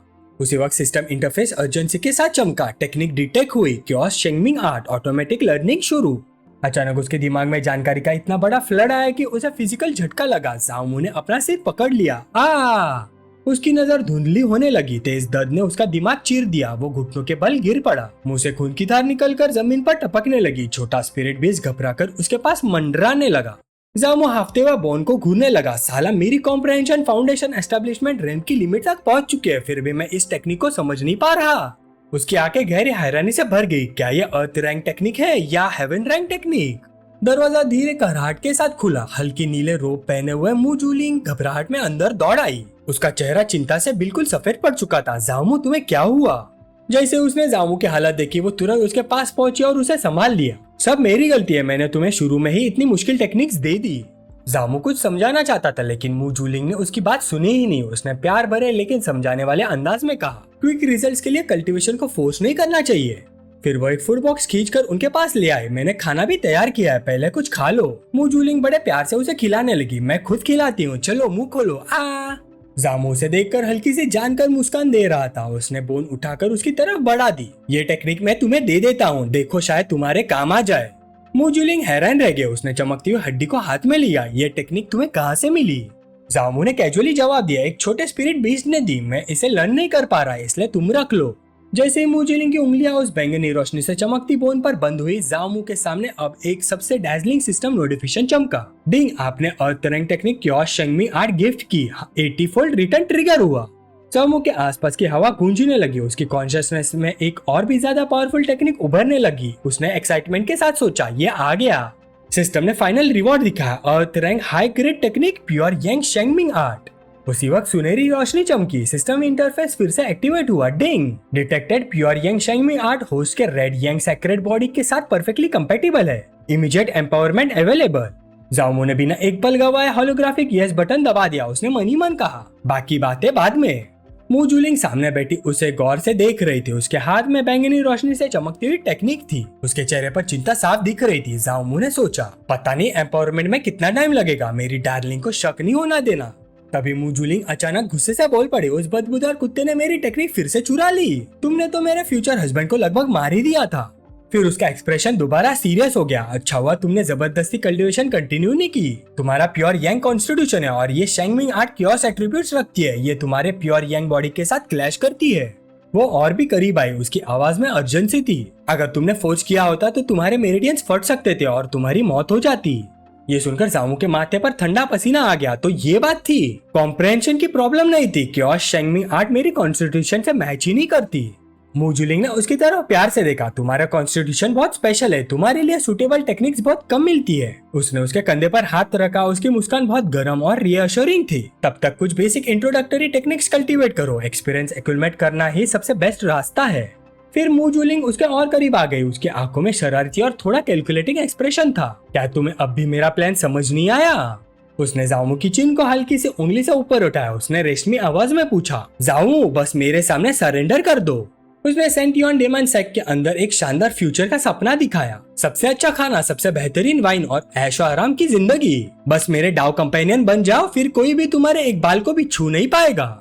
जामो कुछ बोलने ही वाला था कि अचानक आसमान गरजने लगा। एक भयानक दहाड़ ने पूरे माहौल को हिला दिया। नॉनसेंस। साथ ही एक अंधा कर देने वाली बैंगनी रोशनी का स्तंभ सीधा नीचे उतर आया। धमाका। पूरा स्ट्रक्चर कांप उठा। जामो जमीन पर दब गया। उस पर इतना भारी स्पिरिचुअल प्रेशर था कि सांस लेना मुश्किल हो गया। वो मुश्किल से हवा के लिए हाफने लगा। मु जूलिंग का प्लेफुल कॉन्फिडेंस पल भर में गायब हो गया। उसकी आंखों में शॉक और कंफ्यूजन भर गया। इतनी डरावनी ऑरा, ये कौन है? अगले ही पल उसकी आंखें पहचान से फट गई। मास्टर, आप यहाँ क्यों आई हो? आसमान से एक फिगर धीरे धीरे नीचे उतरी। उसके आसपास बैंगनी आग जल रही थी। उसकी प्रेजेंस ठंडी, डोमिनेटिंग और बेपनाह पावरफुल थी। उसकी आंखें मु जूलिंग पर टिकी हुई थी। बर्फ जैसी ठंडी नजर के साथ उसने व्यंग्य भरी आवाज में कहा, मेरे आने से तुम्हारे अच्छे काम का मजा खराब हो गया क्या? पूरा एरिया भारी स्पिरिचुअल प्रेजेंस से भर गया। सफेद और लेवेंडर रोब्स पहने हुए वो महिला किसी एम्प्रेस से कम नहीं लग रही थी। मु जूलिंग ने तुरंत सिर झुकाया। उसकी आवाज कांप रही थी। डिसाइपल की इतनी हिम्मत नहीं है। एम्प्रेस की आंखें सिकुड़ गई। उनमें शक्ति और निराशा दोनों साफ दिख रहे थे। उसकी आवाज बर्फ की तरह ठंडी थी। जूलिंग, तुम वो डिसाइपल हो जिसे ये टीचर सबसे ज्यादा इंपॉर्टेंस देती है। मैंने तुम्हें इसलिए पाला था ताकि तुम मेरी जगह सेंटियन डेमन सेक्ट की अगली सेक्ट एम्प्रेस बनो। उसने जामो की तरफ इशारा किया जो अभी भी भिखारी हालत में खड़ा था। लेकिन तुम्हें देखो ना, तुम ढंग से कल्टीवेट करती हो और ऊपर से एक सर्वेंट डिसाइपल को अपने रेसिडेंस में छुपाकर उसके साथ फ्लर्ट कर रही हो। जामो के माथे पर पसीने की बूंद बह गई। उसके आसपास बैंगनी ऑरा बेचैनी से हिलने लगी। तो सेक्ट एम्प्रेस जूलिंग की मास्टर है। अब समझ आया उसमें इतना कॉन्फिडेंस क्यों था। मू जूलिंग तुरंत जमीन पर गिर गई और गहरा काउटाव किया। मास्टर, कृपया मुझे माफ कर दीजिए, डिसाइपल अपनी गलती समझ गई है। एम्प्रेस का एक्सप्रेशन बिल्कुल नहीं बदला। काफी देर तक वो चुप रही। फिर उसने ठंडी सांस छोड़ी। सिंस तुम अपनी गलती समझ गई हो तो ये टीचर तुम्हें एक मौका देगी। उसने अपनी कलाई हल्का सा घुमाई। तुरंत एक चमकती हुई ट्रांसलूसेंट स्वॉर्ड उसके हाथ में मटेरियलाइज हो गए। उस ब्लेड से खतरनाक किलिंग इंटेंट निकल रहा था। उसने तलवार जूलिंग के सामने जमीन में गाड़ दी। अपने हाथों से इस आदमी को मार दो, अपनी मोह माया की जड़ को काट दो, फिर मेरे साथ पर्पल क्लाउड पीक चलो और 30 साल तक क्लोज डोर कल्टीवेशन करो। जूलिंग की सांसें तेज हो गए। उसने जमीन में गड़ी तलवार को देखा। एक तरफ उसका फ्यूचर, दूसरी तरफ जाओमू, लेकिन उसने तलवार नहीं उठाई। उसने आंसू भरी आंखों से अपनी मास्टर की तरफ देखा। उसकी आवाज कांप रही थी लेकिन उसका डिटर्मिनेशन मजबूत था। इसका जाओमू से कोई लेना देना नहीं। अगर डिसाइपल जाओमू को मार देगी तो मेरा डावहाट जरूर प्रभावित होगा और शायद मेरी कल्टीवेशन कभी आगे नहीं बढ़ेगी। एम्प्रेस की आंखें ठंडी चमक से भर गई। तुम मुझे धमकी दे रही हो? और धड़ाम बैंगनी स्पिरिचुअल एनर्जी का एक भयानक ब्लास्ट बाहर निकला। जामू और जूलिंग दोनों जमीन पर जोर से दबा दिए गए। जामू ने दांतों तले होठ दबा लिया। साला, क्या यह एम्प्रेस सच में हमें यही मारने वाली है? जूलिंग मुश्किल से बोल पाए। उसकी ताकत खत्म हो रही थी। मास्टर! जब जामू ने जूलिंग को टूटने के कगार पर देखा, उसके अंदर की एनर्जी फट पड़ी। मेरी स्पिरिचुअल पावर ले लो। वो गरजता हुआ आगे बढ़ा और जूलिंग को अपनी बाहों में थाम लिया। उसी पल सुनहरी रोशनी बैंगनी प्रेशर के बीच से फूट निकली। एम्प्रेस का एक्सप्रेशन बदल गया। रेज की जगह सच्चा शौक आ गया। तो सच में इसके अंदर सीक्रेट था। उसने गहरी नजर से जामू को देखा। अगर मैं गलत नहीं हूँ तो इसने 6 पाथ सीक्रेट बॉडी अवेकन कर लिया है। एम्प्रेस के सामने जामू का पूरा रूप बदल गया। वो सीधा खड़ा हो गया। उसके पीछे एक विशाल सुनहरा फैंटम उभर आया, जैसे एक देवता का शैडो उसके पीछे खड़ा हो। उस लेटेंट पावर की इंटेंसिटी ने पूरे एरिया का माहौल बदल दिया। एम्प्रेस चुपचाप उसे देखती रह गई, जिसे वो अब तक एक छोटा सर्वेंट डिसाइपल समझती रही। उसके अंदर दुनिया को हिला देने वाला पोटेंशियल था। जूलिंग का शौक धीरे धीरे एक क्यूरियस और थोड़ा प्रेडेटरी स्माइल में बदल गया। तुम शरारती लड़के, अगर मुझे पहले पता होता कि तुम्हारे पास 6 पाथ सीक्रेट बॉडी है तो मैं तुम्हें सीधा बेड से बांध देती और जबरदस्ती खुद को तुम पर थोप देती। जामू का चेहरा बिल्कुल ब्लैंक हो गया। है? ये सुनकर एम्प्रेस जोर से खांसी। अहम अहम। जूलिंग कुछ कहना चाहती थी लेकिन एम्प्रेस ने उसकी बातें इग्नोर कर दी। उसकी नजर अब भी जामू पर टिकी हुई थी। जूलिंग ने दोबारा विनती की, मास्टर प्लीज जामू को छोड़ दीजिए। एम्प्रेस ने ठंडी सांस ली। फाइन, आज जूलिंग की वजह से मैं तुम्हारी जान बख्श रही हूँ। फिर उसने हाथ हिलाया। तुरंत वॉयलेट स्पिरिचुअल एनर्जी का वोर्टेक्स उसके और जूलिंग के आसपास घूमने लगा। आउटर सेक्ट वापस जाओ। नेसेंट सोल रेम तक ब्रेक थ्रू किए बिना जूलिंग को ढूंढने बताना। एक चमक के साथ दोनों गायब हो गए। हवा में सिर्फ ओजोन की खुशबू और हिलते हुए पत्तों की आवाज रह गई। जामू अकेला खड़ा रह गया। उसने अपने सीने को पकड़ लिया। एड्रेनलिन धीरे धीरे उतर रहा था। क्या डरावने मेथड से? अगर एम्प्रेस मुझे मारना चाहती तो शायद उसे सिर्फ एक ख्याल की जरूरत होती। उसकी आंखों में फ्रस्ट्रेशन और डिटर्मिनेशन दोनों जल उठे। मुझे और ज्यादा स्ट्रॉन्ग बनना होगा। जामू अपने सर्वेंट क्वार्टर्स में वापस आ गया। वो फ्लोर पर क्रॉस लेकर बैठ गया। कमरे की शांति कुछ देर पहले के हंगामे से बिल्कुल उल्टा थी। आखिर मुझे कंसंट्रेट करने का टाइम मिला। मुझे जल्दी कल्टीवेशन शुरू करनी होगी। मेरे गोल्स अभी बहुत दूर है। उसने मन ही मन कमांड दिया, सिस्टम इम्प्रूवमेंट शुरू करो। ट्रांसलूसेंट ब्लू स्क्रीन उसके सामने चमक उठी। जामू ने गहरी सांस ली। उसके अंदर की कल्टीवेशन स्पीड अजीब तरीके से बढ़ने लगी। क्या ये फायर पाउंड, हमिंग आउट और 6 पाथ सेक्रेट बॉडी का इफेक्ट है? तभी स्क्रीन पर एक लाल वार्निंग आइकॉन फ्लैश हुआ। डिटेक्टेड, आसपास की heaven and earth spiritual energy next improvement के लिए इनसफिशिएंट है। Additional energy required. जामू ने बिना एक पल गवाए जवाब दिया। उसने सिस्टम इंटरफेस पर होलोग्राफिक बटन दबा। यस। अगले पल पूरा कमरा नीली रोशनी से जगमगा उठा। हजारों स्पिरिट स्टोन्स हवा में उभर आए। हर स्टोन चमक रहा था जैसे छोटे सितारे कमरे में तैर रहे हो। जामू ने धीरे से कहा, यह है मेरे जमा हुए स्पिरिट स्टोन्स। वो देख रहा था कैसे सिस्टम उन स्पिरिट स्टोन्स की एनर्जी को एब्जॉर्ब कर रहा था। एक के बाद एक स्टोन्स क्रैक होने लगे, फिर धूल बनकर बिखर गए। उनके अंदर की रंग बिरंगी स्पिरिचुअल एसेंस एक बड़ी एनर्जी स्ट्रीम में बदलकर जामू के अंदर घुसने लगी। उसने दांत बींचकर कहा, अब शुरू होता है असली इम्प्रूवमेंट। उसका पूरा शरीर सुनहरी ऑरा से धधक रहा था। वो अगले ट्रांसफॉर्मेशन के लिए तैयार हो गया। रात भर चांद सेंटियन सेक्ट के ऊपर चमकता रहा। जामू मेडिटेशन में बैठा रहा। उसके आसपास आग जैसी चमकती स्पिरिचुअल एनर्जी घूम रही थी। ब्रेक थ्रू बहुत इंटेंस था। उसे महसूस हो रहा था कि शक्ति उसके मेरिडियंस के अंदर बन रही है। जब सुबह उसने आंखें खोली और कल्टीवेशन की गंदी हवा बाहर निकली, तब उसे अपनी प्रोग्रेस की कीमत समझ आई। सिर्फ एक रात में फाउंडेशन एस्टेब्लिशमेंट रैम के 3rd लेयर तक पहुंचने के लिए उसने पूरे 70,000 स्पिरिट स्टोन्स जला दिए थे। ये कचरा देखकर कोई भी हिल जाए। अब वो काफी पावरफुल हो चुका था, लेकिन उसकी जेब लगभग खाली हो गई थी। अगली सुबह जामू अपने क्वार्टर से बाहर निकला। उसने हाथ पैर स्ट्रेच किए। उसका दिमाग तुरंत पैसों की तरफ चला गया। अब मुझे पैसे कमाने का कोई तरीका ढूंढना पड़ेगा। लेकिन उसकी सोच अचानक रुक गई। कुछ डिसाइपल्स उसका रास्ता रोक कर खड़े थे। बीच में एक लंबा चौड़ा मस्कुलर आदमी था, लंबे ब्लॉन्ड बाल, चेहरे पर और कॉन्फिडेंस स्मार्क। उसने नकली दोस्ती के लहजे में पुकारा, जामू सुना है सीनियर सिस्टर चू ने तुम्हें काफी बेनिफिट्स दिए हैं, हम भाइयों को भी थोड़ा एप्रिसिएशन नहीं दिखाओगे? जामू ने उसे ठंडी नजर से देखा। ये शियांग था, एक ऐसा आदमी जो कमजोरों को डरा धमका कर जीतता था, सर्वेंट डिसाइपल्स के बीच शेर बनता फिरता था। हाल ही में वो ची रिफाइनमेंट 9th लेयर तक पहुंचा था। जामू ने शांत आवाज में कहा, कमजोरों को बुली करने के लिए तुमने काफी स्पिरिट स्टोन्स उड़ा दिए लगता है। शियांग का चेहरा तुरंत गुस्से से टेढ़ा हो गया। साले तू समझता क्या है अपने आप को? गरजता हुआ वो जामू पर झपटा। उसकी मुट्ठी के आसपास एक बड़ी टाइगर फैंटम की इमेज उभर आई। शियांग को लगा जामू उसके सामने हिल भी नहीं पाएगा, लेकिन जामू की नजर में ये अटैक बहुत ही स्लो था। उसने हल्की आवाज में कहा, बहुत स्लो। शियांग समझ भी नहीं पाया और जामू पल भर में ही उसके साइड में पहुंच गया और धड़ाम, एक कैजुअल लेकिन लाइटनिंग फास्ट स्ट्राइक। शियांग हवा में हिल गया, उसके मुंह से खून छिड़क गया, वो पीछे लड़खड़ा कर गिर गया। उसके लेगीज घबरा कर उसे संभालने दौड़े। ब्रदर शियांग, आप ठीक हैं? शियांग ने ऊपर देखा, उसका चेहरा सफेद पड़ चुका था, आंखें डिसबिलीफ में फट गई थी। तू एक्चुअली फाउंडेशन एस्टेब्लिशमेंट रैम में ब्रेक थ्रू कर चुका है। जामू सीधा खड़ा था, उसके चेहरे पर कॉन्फिडेंट और शरारती मुस्कान थी, उसके शरीर से हल्की गर्म ऑरा निकल रही थी। उसने मुस्कुराते हुए पूछा, इतना ऑब्वियस है क्या? धूल से भरे ट्रेनिंग ग्राउंड में जोर जोर से चीखने की आवाज गूंज रही थी। कुछ बड़े बड़े डिसाइपल जामू को चारों तरफ से घेर चुके थे। भाइयों बस खड़े मत रहो, साथ में अटैक करो, उनमें से एक ने गरज कर कहा। उसके शरीर से जहरीली हरी एनर्जी निकल रही थी। फिर सब एक साथ जामू पर टूट पड़े। उन्हें पूरा यकीन था कि इतने लोग मिलकर उसे आसानी से कुचल देंगे, लेकिन इस तूफान के बीच जामू बिल्कुल शांत खड़ा था। उसने बस हल्की सी नाक से आवाज निकाले, फिर वो इतनी स्मूथली मूव हुआ जैसे हवा हो। उसने मसल के इस दीवार के बीच से निकलते हुए उनके सारे भारी अटैक्स आसानी से डॉज कर लिए। साइड में खड़े डिसाइपल्स हैरानी से देखते रहे। एक लड़की ने आके फाड़कर कहा, मैंने सोचा भी नहीं था कि जूनियर ब्रदर जाओ इतनी जल्दी फाउंडेशन एस्टेब्लिशमेंट रेल में ब्रेक थ्रू कर लेगा। उसके पास खड़ा डिसाइपल टेंशन में बोला, वो अभी भी फाउंडेशन एस्टेब्लिशमेंट में आया है। इतने सारे ची रिफाइनिंग कल्टिवेटर्स का एक साथ सामना करना फिर भी आसान नहीं होगा।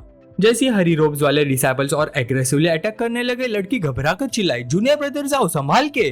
लेकिन जामू का फोकस बिल्कुल नहीं हिला। उसने अपनी इंटरनल एनर्जी को गैदर किया। उसके हाथ तेजी से एक मिस्टीरियस जेस्चर बनाने लगे। हवा पावर से गूंजने लगी। वो गरजा, गेट लॉस्ट, और धड़ाम, लाल एनर्जी का एक वायलेंट ब्लास्ट बाहर निकला। शॉकवेव इतना पावरफुल था कि सारे अटैकिंग डिसाइपल्स हवा में उड़ गए, बिल्कुल टूटी हुई गुड़ियों जैसा। धूल अभी बैठे भी नहीं थी कि आसमान से एक नया साया नीचे आया, एक टाइगर डीमन डिसाइपल। उसके शरीर पर बाघ जैसे स्ट्राइप्स थे, आंखों में जंगली गुस्सा था। जामू ने सिर्फ थोड़ा सा ऊपर देखा, उसका एक्सप्रेशन बिल्कुल ठंडा था। टाइगर डीमन, गरजा, मर जा। उसके पंजा हवा चीरते हुए सीधा जामू के पीठ की तरफ बढ़े, लेकिन जामू के होठों पर बस एक हल्का सा कॉन्फिडेंट स्मॉक था। जामू ने अपनी मुट्ठी के आसपास लाल एनर्जी को कंप्रेस किया। वो एनर्जी बहुत वायलेंट तरीके से धड़क रही थी और अगली ही पल धड़ाम, उसने एक ही पंच मारा, लाल एनर्जी फट पड़ी। टाइगर डीमन जबरदस्त फोर्स के साथ जमीन में गाड़ दिया गया। इंपैक्ट की गूंज पूरे एरिया में सुनाई दी। उसका विशाल शरीर जमीन पर घसीटते हुए दूर जा गिरा। वो मुश्किल से उठने की कोशिश करने लगा। उसके चेहरे पर दर्द और गुस्सा दोनों साफ दिख रहे थे। उसने घूरते हुए चिल्लाया, जामू बस रुक जा। जामू आसमान से नीचे उतरा। उसका शरीर लाल एनर्जी से घिरा हुआ था। वो सीधा टाइगर डीमन के ऊपर पैर रखकर खड़ा हो गया। उसकी प्रेजेंस ही इतनी हैवी थी कि सबकी सांसें रुक गई। टाइगर डीमन गुस्से से करा रहा था, लेकिन जामू की ऑरा और भी पावरफुल हो गई। उसने ठंडी नजर से नीचे देखा, बस एक शब्द, चुप, और टाइगर डीमन की सारी अकड़ निकल गई। आसपास के लोग एक्साइटमेंट से चीख उठे, शाबाश ब्रदर जाओ, आपने हमारा बदला ले लिया। एक और डिसाइपल हैरानी से बोला, कौन सोच सकता था कि ये टाइगर डीमन जो हमेशा दूसरों को डराते थे आज किसी आयरन प्लेट से टकरा जाएंगे। जामू भीड़ के बीच में शांत खड़ा था। उसने हाथ हिलाया, लाल एनर्जी की एक रिबन हवा में निकली। उसने वो सारे लूट के बैग्स वापस खींच लिए जो इन लोगों ने चुराए थे। जामू ने भीड़ की तरफ देखा। उसके चेहरे पर ईमानदारी और राइचियसनेस थी। ये वो स्पिरिट स्टोन्स है जो तुमसे नाइंसाफी से छीने गए थे। आज मैं ये सब उनके असली मालिक को वापस कर रहा हूँ। फिर उसने बिना हिचकिचा हाथ घुमाया और अगले ही पल आसमान से रंग बिरंगी स्पिरिट स्टोन्स की बारिश होने लगी, बिल्कुल चमकते हुए क्रिस्टल रेन की तरह। भीड़ खुशी से झूम उठी। सब घुटनों के बल गिर कर स्पिरिट स्टोन जमा करने लगे। हर तरफ से शुक्रिया की आवाज गूंजने लगी, लॉन्ग लिव जाओमू, लॉन्ग लिव जाओमू। इसी सेलिब्रेशन के बीच जामू के दिमाग में सिस्टम नोटिफिकेशन चमका, डिंग, आपने 9000 स्पिरिट स्टोन्स गिफ्ट किए, 10,000 फोल्ड रिटर्न ट्रिगर हुआ, reward 90 million spirit stones. Jamu के होठों पर एक हल्की सी जानकार मुस्कान आ गई। उसकी दयालु इमेज सिर्फ दिखावा नहीं थी, ये एक जबरदस्त इन्वेस्टमेंट था। फिर उसने अपनी नजर ग्रीन हेड डिसाइपल पर डाली। आगे बढ़ते हुए जाओमू ने अपने हाथ आगे बढ़ाया। उसकी उंगलियों के बीच एक हाई ग्रेड पिल चमक रही थी। जाओमू ने शांत आवाज में कहा, सीनियर ब्रदर वैंगचन, जब से मैं सेक्ट में आया हूँ आपने हमेशा मेरा ख्याल रखा है। ये लीजिए एक की रिफाइनिंग पिल। वैंगचन की आंखें हैरानी से फट गई। ये तो सच में ची रिफाइनिंग पिल है। नहीं, ये बहुत ज्यादा कीमती है, मैं इसे एक्सेप्ट नहीं कर सकता। वो घबराहट में दोनों हाथ हिलाकर मना करने लगा। उसका चेहरा सफेद पड़ गया था। लेकिन जामू फॉर्मेलिटीज के मूड में नहीं था। उसकी आवाज एकदम ऑथोरिटेटिव हो गई। बकवास बंद करो, जो दे रहा हूँ चुपचाप ले लो। वैंगचन कुछ और बोल पाता उससे पहले ही जामू ने उंगली से पिल को फ्लिक कर दिया और वुश, पिल सीधा वैंगचन के खुले मुंह में जा घुसी। इसी वक्त जामू के सामने सिस्टम इंटरफेस चमका। डिंग, आपने ची रिफाइनिंग पिल गिफ्ट की। 1000 फोल्ड रिटर्न ट्रिगर हुआ। रिवॉर्ड ची ट्रांसफॉर्मेशन पिल। वैंगचन का एक्सप्रेशन पैनिक से बदलकर गहरी रिस्पेक्ट में तब्दील हो गया। उसकी आंखें एडमिरेशन से चमक रही थी। ब्रदर जामू, आज आपको देख के मेरी सोच ही बदल गई। आज से मैं आपके साथ चलूंगा। आप जल्दी से आउटर सेक्ट में प्रमोट हो जाओ और अपना खुद का बैकिंग ढूंढ लो। जामू ने बस हल्का सा सिर हिला दिया। मन ही मन में जामू मुस्कुराया, मेरा भी यही इरादा है। कुछ देर बाद उसके कदम आउटर सेक्ट मैनेजमेंट हॉल तक पहुंचे। ये एक भव्य बिल्डिंग थी। यही सेक्ट के लोअर रैंक डिसाइपल्स के सारे एडमिनिस्ट्रेटर्स काम होते थे। हॉल के अंदर हवा में गर्मी थी, साथ ही मेडिसिनल हर्ब की तेज खुशबू फैली हुई थी। कमरे के बीच एक बड़ा सा एंशिएंट कॉल्ड्रॉन रखा था। उसके नीचे आग जोर जोर से जल रही थी। उसके पास खड़ा था आउटर सेक्ट मैनेजर जैंग डिंग चुआन। उसके सफेद होते बाल और थकी हुई आंखें सालों की मेहनत का सबूत थी। अंदर आते हुए जामू ने रिस्पेक्टफुली झुककर कहा, डिसाइपल जामू लॉर्ड मैनेजर को प्रणाम करता है। लेकिन जैंग डिंग चुआन ने पहले उसकी तरफ देखा तक नहीं। उसका पूरा ध्यान कॉल्ड्रॉन की आग पर था। तभी अचानक फ्लेम्स भड़क उठी। प्रेशर कंट्रोल से बाहर हो गया। जामू ने जोर से चिल्लाया, सीनियर संभालिए, और बूम, कॉल्ड्रॉन का लेड जोर से उड़ गया। काला धुआं पूरे कमरे में फैल गया। खांसी करते हुए जैंग डिंग चुआन धुएं से बाहर निकला। उसके साफ सुथरे रोब्स अब काले सूत से भरे हुए थे। उसका चेहरा गुस्से से लाल हो गया। उसने कांपते हुए उंगली जामू की तरफ तानी। सब तुम्हारी वजह से हुआ, तुमने मेरा कंसंट्रेशन तोड़ दिया, पिल एक्सप्लोड हो गया, निकल जाओ यहाँ से। जामू ने अपनी तरफ उंगली करते हुए हैरानी से पूछा, क्या मैं? लेकिन अंदर ही अंदर उसका दिमाग तेजी से काम कर रहा था। क्लियरली ये पिल रिफाइनमेंट में फेल हुआ है और ब्लेम मुझ पर डाल रहा है। मुझे पहले से पता था सेक्ट के एल्डर्स उतने भी नेक नहीं होते जितना दिखावा करते हैं, या फिर किसी ने इसे स्पेसिफिकली मुझे रोकने के लिए भेजा है। जैंग डिंग चुआन अब भी गुस्से से चिल्ला आ रहा था, लेकिन जामू बिल्कुल शांत रहा। वो एक कदम आगे बढ़ा। लॉर्ड मैनेजर, गुस्सा मत कीजिए। उसने स्टोरेज बैग से कुछ भारी पाउचेस निकाले। यहाँ 50,000 स्पिरिट स्टोन्स है, कृपया मुस्कुराते हुए एक्सेप्ट कीजिए। 50 स्पिरिट स्टोन्स देखते ही जैंग डिंग चुआन की आंखें चमक उठी। उसका गुस्सा पल भर में गायब हो गया। चेहरे पर तुरंत एक फ्रेंडली स्माइल आ गई। हाँ, little brother outer sect strongman ranking के लिए आया है ना, मैं अभी के अभी अरेंज करता हूँ। ये बोलकर उसने पैसों के पाउचेस तुरंत अपने पास रख लिए। जामू ने हल्का सा झुककर कहा, फिर उसकी आंखें तेज हो गई। फिर मैनेजर जैंग को तकलीफ देता हूँ। वैसे क्या मैनेजर जैंग मुझे बता सकते हैं कि कौन मुझे आउटर डिसाइपल बनने से रोकना चाहता है? जैंग डिंग चुआन ने अपनी दाढ़ी सहलाई। उसकी नजरें इधर उधर घूमने लगी। वो धीरे से बोला, मैं बस पैसे लेता हूँ और लोगों के काम करता हूँ, किसी को बेच देने में मुझे कोई प्रॉब्लम नहीं। जामू की आंखों में समझ की चमक आ गई। उसे पता था अब असली सच सामने आने वाला था। जामू ने अपना हाथ उठाया। तुरंत ही और भी कई स्पिरिट स्टोन्स के बैग हवा में प्रकट हो गए। हर बैग पर हाई वैल्यू डिनोमिनेशन के निशान बने हुए थे। सुनहरी रोशनी में चमकते हुए वो बैग्स किसी खजाने से कम नहीं लग रहे थे। जामू ने शांत आवाज में पूछा, मैनेजर जैंग, क्या इतने स्पिरिट स्टोन्स काफी होंगे? जैंग डिंग चुआन की आंखें लगभग बाहर निकल आई। इतनी दौलत देखकर उसका गला सूख गया। उसने हल्का सा खांसी किया और जामू को पास बुलाया, इधर आओ। जामू ने एक कदम आगे बढ़ाया। ठीक है।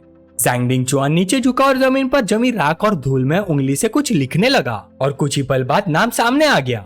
जामू ने ध्यान से देखा। उसकी बाहें सिकुड़ गई। दिल में एक ठंडी लहर दौड़ गई। उसके दिमाग में तुरंत उस लाल बालों वाली खतरनाक औरत की तस्वीर उभर आई। अब साजिश के सारे टुकड़े अपनी जगह पर फिट हो गए थे। चूज हीरोन, एक ऐसी औरत जो देखने में मोहक थी लेकिन अंदर से जहर से भरी हुई। आउटर सेक्ट में उसके आंख और कान हर जगह मौजूद थे। पर्दे के पीछे से सब कुछ वही कंट्रोल कर रही थी। अगर जामू ज्यादा ओपनली मूव करता तो सीधा उसके जाल में फंस जाता। जामू ने गहरा झुककर कहा, मैनेजर जैंग, वार्निंग के लिए बहुत धन्यवाद। जैंग डिंग चुआन ने तुरंत अपना प्रोफेशनल मास्क वापस पहन लिया। उसने हाथ हिलाकर बेपरवाही से कहा, मैंने कुछ नहीं कहा, और फिर ऐसे काम में लग गया जैसे ये पूरी डील कभी हुई ही ना हो। जामू ने अंदर ही अंदर सोचा। उसने एक पल भी बर्बाद नहीं किया। अब मैं सेक्ट के मेन हॉल में नहीं रुक सकता। मुझे कुछ दिनों के लिए लूची के पास छुपना होगा। खुले आसमान में निकलते ही उसने अपनी फ्लाइंग स्वॉर्ड समन की। सुनहरी रोशनी का एक फ्लैश हुआ और वुश, जामू तीर की तरह आसमान में उड़ गया। पहाड़ों के बीच से गुजरता हुआ वो सेक्लूडेड रेसिडेंशियल पवेलियन की तरफ बढ़ने लगा। जब वो लूची के रेसिडेंस के पास पहुंचा उसकी आंखें तीखी हो गई। आज वहाँ का माहौल कुछ अलग था। उसने दूर से देखा लूची के कमरे से दो आदमी बाहर आ रहे थे। दोनों की प्रेजेंस बहुत ही पावरफुल थी। जामू का दिल संग गया। वो दूर आसमान में उन्हें मंडराता हुआ ऑब्जर्व करने लगा। पहला आदमी एक बुजुर्ग था, लंबी सफेद दाढ़ी, लाल और सफेद ऑर्नेट रोब्स, हाथ में ट्रेडिशनल फैन। ये था लू हाईकोंग, सेंट युआन डीमन सेक्ट के 12 एल्डर्स में से एक। उसके पीछे खड़ा था एक जवान और शानदार कल्टीवेटर, बैंगनी रोब्स में, चेहरे पर कॉन्फिडेंस। ये था ली टिंगशुआन, सेंट युआन डीमन सेक्ट के हेवनली प्राइड रैंकिंग में से 5वें स्थान पर। जाओमू ने महसूस किया जिस तूफान से बचने के लिए वो यहाँ आया था, शायद वो तूफान उसके सोचने से भी ज्यादा बड़ा था। बाहर कोर्टयार्ड में एल्डर लू हाईकोंग अपनी दाढ़ी सहलाकर मुस्कुरा रहा था। उसने संतुष्टि भरी आवाज में कहा, अब जब लूची कोर फॉर्मेशन रेल में पहुंच चुकी है तो तुम्हारी शादी की बात ऑफिशियली तय कर देनी चाहिए। ली टिंगशुआन ने अदब से झुककर जवाब दिया, मैं समझ गया। इस साल के ग्रैंड हंटिंग कंपटीशन में फर्स्ट प्लेस जीतने के बाद मैं आपकी ग्रैंड डॉटर से शादी करूंगा। लू हाईकोंग जोर से हंस पड़ा, हा हा हा हा हा, मैं उस दिन का बेसब्री से इंतजार कर रहा हूँ। अंधेरे में छुपा जाओमू ये सब देख रहा था। उसकी आंखें ठंडी हो गए। उसने दांतों तले होठ दबाए। अच्छा, तो ये ग्रीन हेड टिंगशुआन का मामला है। वो वहाँ और नहीं रुका। सुनहरी स्पिरिचुअल एनर्जी का ब्लास्ट हुआ और वुश, जाओमू बिजली की तरह महल के दूसरे हिस्से की तरफ निकल गया। उसने लैंड करते ही आवाज लगाई, सीनियर सिस्टर अंदर हो। अगली पल दरवाजा खुला। सफेद रोब पहनी लूची सामने आई। जामू को देखते उसका चेहरा खिल उठा। उसकी आवाज में खुशी साफ झलक रही थी, जूनियर ब्रदर जाओ। जामू अंदर आया। उसके शरीर के आसपास गोल्डन ऑरा धीरे धीरे गायब हो गए। उसने सीधा सवाल पूछा, क्या ली टिंगशुआन तुमसे शादी की बात करने आया था? उस ग्रीन हेड का नाम सुनते ही लूची का चेहरा तुरंत बदल गया। वो जामू के करीब आई, आंखों में साफ चिढ़ दिख रही थी। मेरे सामने उसका नाम मत लो, मुझे उसका नाम सुनना भी पसंद नहीं। अगले ही पल उसका एक्सप्रेशन नरम पड़ गया। वो सीधा जामू के गोद में बैठ गई, अपना एक हाथ उसके कंधे पर रख दिया। उसकी आवाज फिर से मधुर और शरारती हो गई। उसने हल्की सी मुस्कान के साथ फुसकारा, वैसे तुम खुद से मुझे ढूंढते हुए क्यों आए हो? जामू की मुस्कान थोड़ी सी तेज और कड़वी हो गई जब उसने अपनी बंदिशों के बारे में सोचा। सब उस विक्सन की वजह से है जो मुझे आउटर सेक्ट में जीने नहीं दे रही। लूची के चेहरे पर एक पल के लिए गुस्सा और बेइज्जती का भाव आ गया। फिर वो जोर से बोली, मैं पहले ही कोर फॉर्मेशन तक ब्रेक थ्रू कर चुकी हूँ। फिर उसकी मुट्ठी कस गई और स्पिरिचुअल एनर्जी फिर से उसके शरीर में उबलने लगी। उसकी आंखों में एक लड़कपन वाली जंगली एम्बिशन जल उठी। जब मैं अपनी कल्टीवेशन को स्टेबल कर लूंगी मैं उसे जाकर चैलेंज करूंगी। लेकिन अगली पल उसका गुस्सा गायब हो गया। वो फिर से जामू की तरफ झुक गई। उसकी आवाज अब नरम और फ्लर्टिशियस हो गई थी, लेकिन मैं इतनी जल्दी कोर फॉर्मेशन तक सिर्फ तुम्हारी वजह से पहुंची हूँ। और अगले ही पल वो धीरे से उसके और करीब आ गई। उसके ट्विन टावर्स उसके मुंह को सटा दिए गए। उसकी सांस उसके कान को छू रही थी। जाओमू ने हल्की सी वार्निंग दी। उसकी आवाज नीची और डेंजरस हो गई थी। सीनियर सिस्टर, अगर आप ऐसी ही रहोगी तो मैं अपनी प्योर यांग पावर को कंट्रोल नहीं कर पाऊंगा। लेकिन वो जरा भी नहीं हिली, उल्टा और करीब आ गई। एक डेयरिंग स्माइल के साथ बोले, फिर रोक के दिखाओ। लूची ने अपने रोब्स को खींचना शुरू कर दिया। उसकी नजर सीधा जाओमू पर टिकी हुई थी। जूनियर ब्रदर, मुझे तुम्हारी हेल्प चाहिए कल्टीवेशन में। सीनियर सिस्टर रुक जाओ, जाओमू ने बोला, लेकिन उसकी आवाज कमजोर थी। उसकी बात हवा में ही डूब गई। चांद ऊपर आसमान में चमक रहा था। पवेलियन के पेपर स्क्रीन पर दो सिलुएट्स हिल रहे थे। बाहर से सिर्फ हल्की सी मूवमेंट दिख रही थी। और कभी कभी junior brother, oh junior brother please be gentle की दबी हुई आवाज रात की खामोशी में घुल जाती थी। कई घंटों बाद कमरा बिल्कुल शांत हो चुका था। लूची कुशन पर लेटी हुई थी। उसके बाल बिखरे हुए थे। वो गहरी सांसें ले रही थी। उसकी आंखें थकी हुई बंद थी। उफ उफ उफ। जाओमू बैठा था। उसके लंबे बाल उसके कंधों पर गिर रहे थे। तभी उसके सामने ब्लू सिस्टम इंटरफेस चमक उठा। डिंग, रेड यांग पावर हार्वेस्ट हुआ। 50x रिटर्न ट्रिगर हुआ। यांग पावर स्लाइटली इंक्रीज हुआ। जाओमू ने स्क्रीन देखी और बाहर सिकुड़ ली। उसने धीरे से कहा, सिर्फ इतना ही? सिस्टम की ठंडी आवाज फिर गूंजी, लूची के साथ आपका इंटरेक्शन बहुत ज्यादा हो चुका है। रिटर्न रिवॉर्ड अब धीरे धीरे कम हो जाएगा। जाओमू ने लंबी सांस छोड़ी। उसे समझ आ गया था सिस्टम का रिटर्न लिमिट हो रहा था। उसे नए तरीके या नए पार्टनर्स ढूंढने पड़ेंगे। फिर वो पीठ के बल लेट गया। उसके चेहरे पर सोच उभर आई। उसके होठों पर एक हल्की सी मुस्कान आ गई। अगर एक ही इंसान पर ज्यादा इन्वेस्ट करो तो रिटर्न ड्रॉप हो जाता है। मुझे और सीनियर सिस्टर्स ढूंढनी चाहिए। वो धीरे से हंस पड़ा, मैं तो काफी बिजी हो जाऊंगा। फिर उसने आंखें बंद कर ली। स्पिरिट स्टोन्स उसके आसपास बिखरे हुए थे। गोल्डन ऑरा फिर से जल उठा। सिस्टम अपडेट हुआ। Break through to foundation establishment 3rd layer, break through to foundation establishment 4th layer. जामू एकदम से उठ बैठा। वो हैरान था, वेट क्या, मैं तो अभी 5th लेवल तक भी नहीं पहुंचा। उसने खाली स्पिरिट स्टोन्स के हंस देखे उसका दिमाग तेज चलने लगा। सिस्टम बहुत रिसोर्सेज कंज्यूम करता है, मतलब मुझे और ज्यादा रिवॉर्ड्स एक्युमुलेट करने पड़ेंगे। तभी अचानक खींच खिड़की की हल्की सी आवाज आई। जामू तुरंत अलर्ट हो गया। वो सीधा पलटा और विंडो खोल दी। बाहर रात की चांदनी में एक औरत झुकी हुई थी। वो पकड़ी जा चुकी थी। जामू उसे देखकर फ्रीज हो गया। उसकी आंखें हैरानी से फैली हुई थी। कमरा टेंशन से भर गया। औरत धीरे से उठी, उसकी ऑरा कोल्ड और कमांडिंग थी। व्हाइट और पर्पल रोब्स पहनी हुई थी, उसके लंबे बाल पीठ पर गिर रहे थे। उसने ठंडी आवाज में कहा, उसका टोन बिल्कुल नॉन नेगोशिएबल था। मुझे सेंटेस मत बुलाओ, ज़ीशुआन बुलाओ। जामू थोड़ा नर्वस हो गया। वो ऑकवर्ड स्माइल के साथ बैठ गया, सोचने लगा, तो लेडी ज़ीशुआन मुझे स्पेशली क्यों ढूंढ रही है? ज़ीशुआन और पास आई, उसकी प्रेजेंस ओवर पावरिंग थी। वो सीधा बोली, मुझे तुम्हारी प्योर यांग एनर्जी चाहिए कल्टीवेशन के लिए। ये सुनते ही जामू की आंखें बाहर निकल आई। क्या?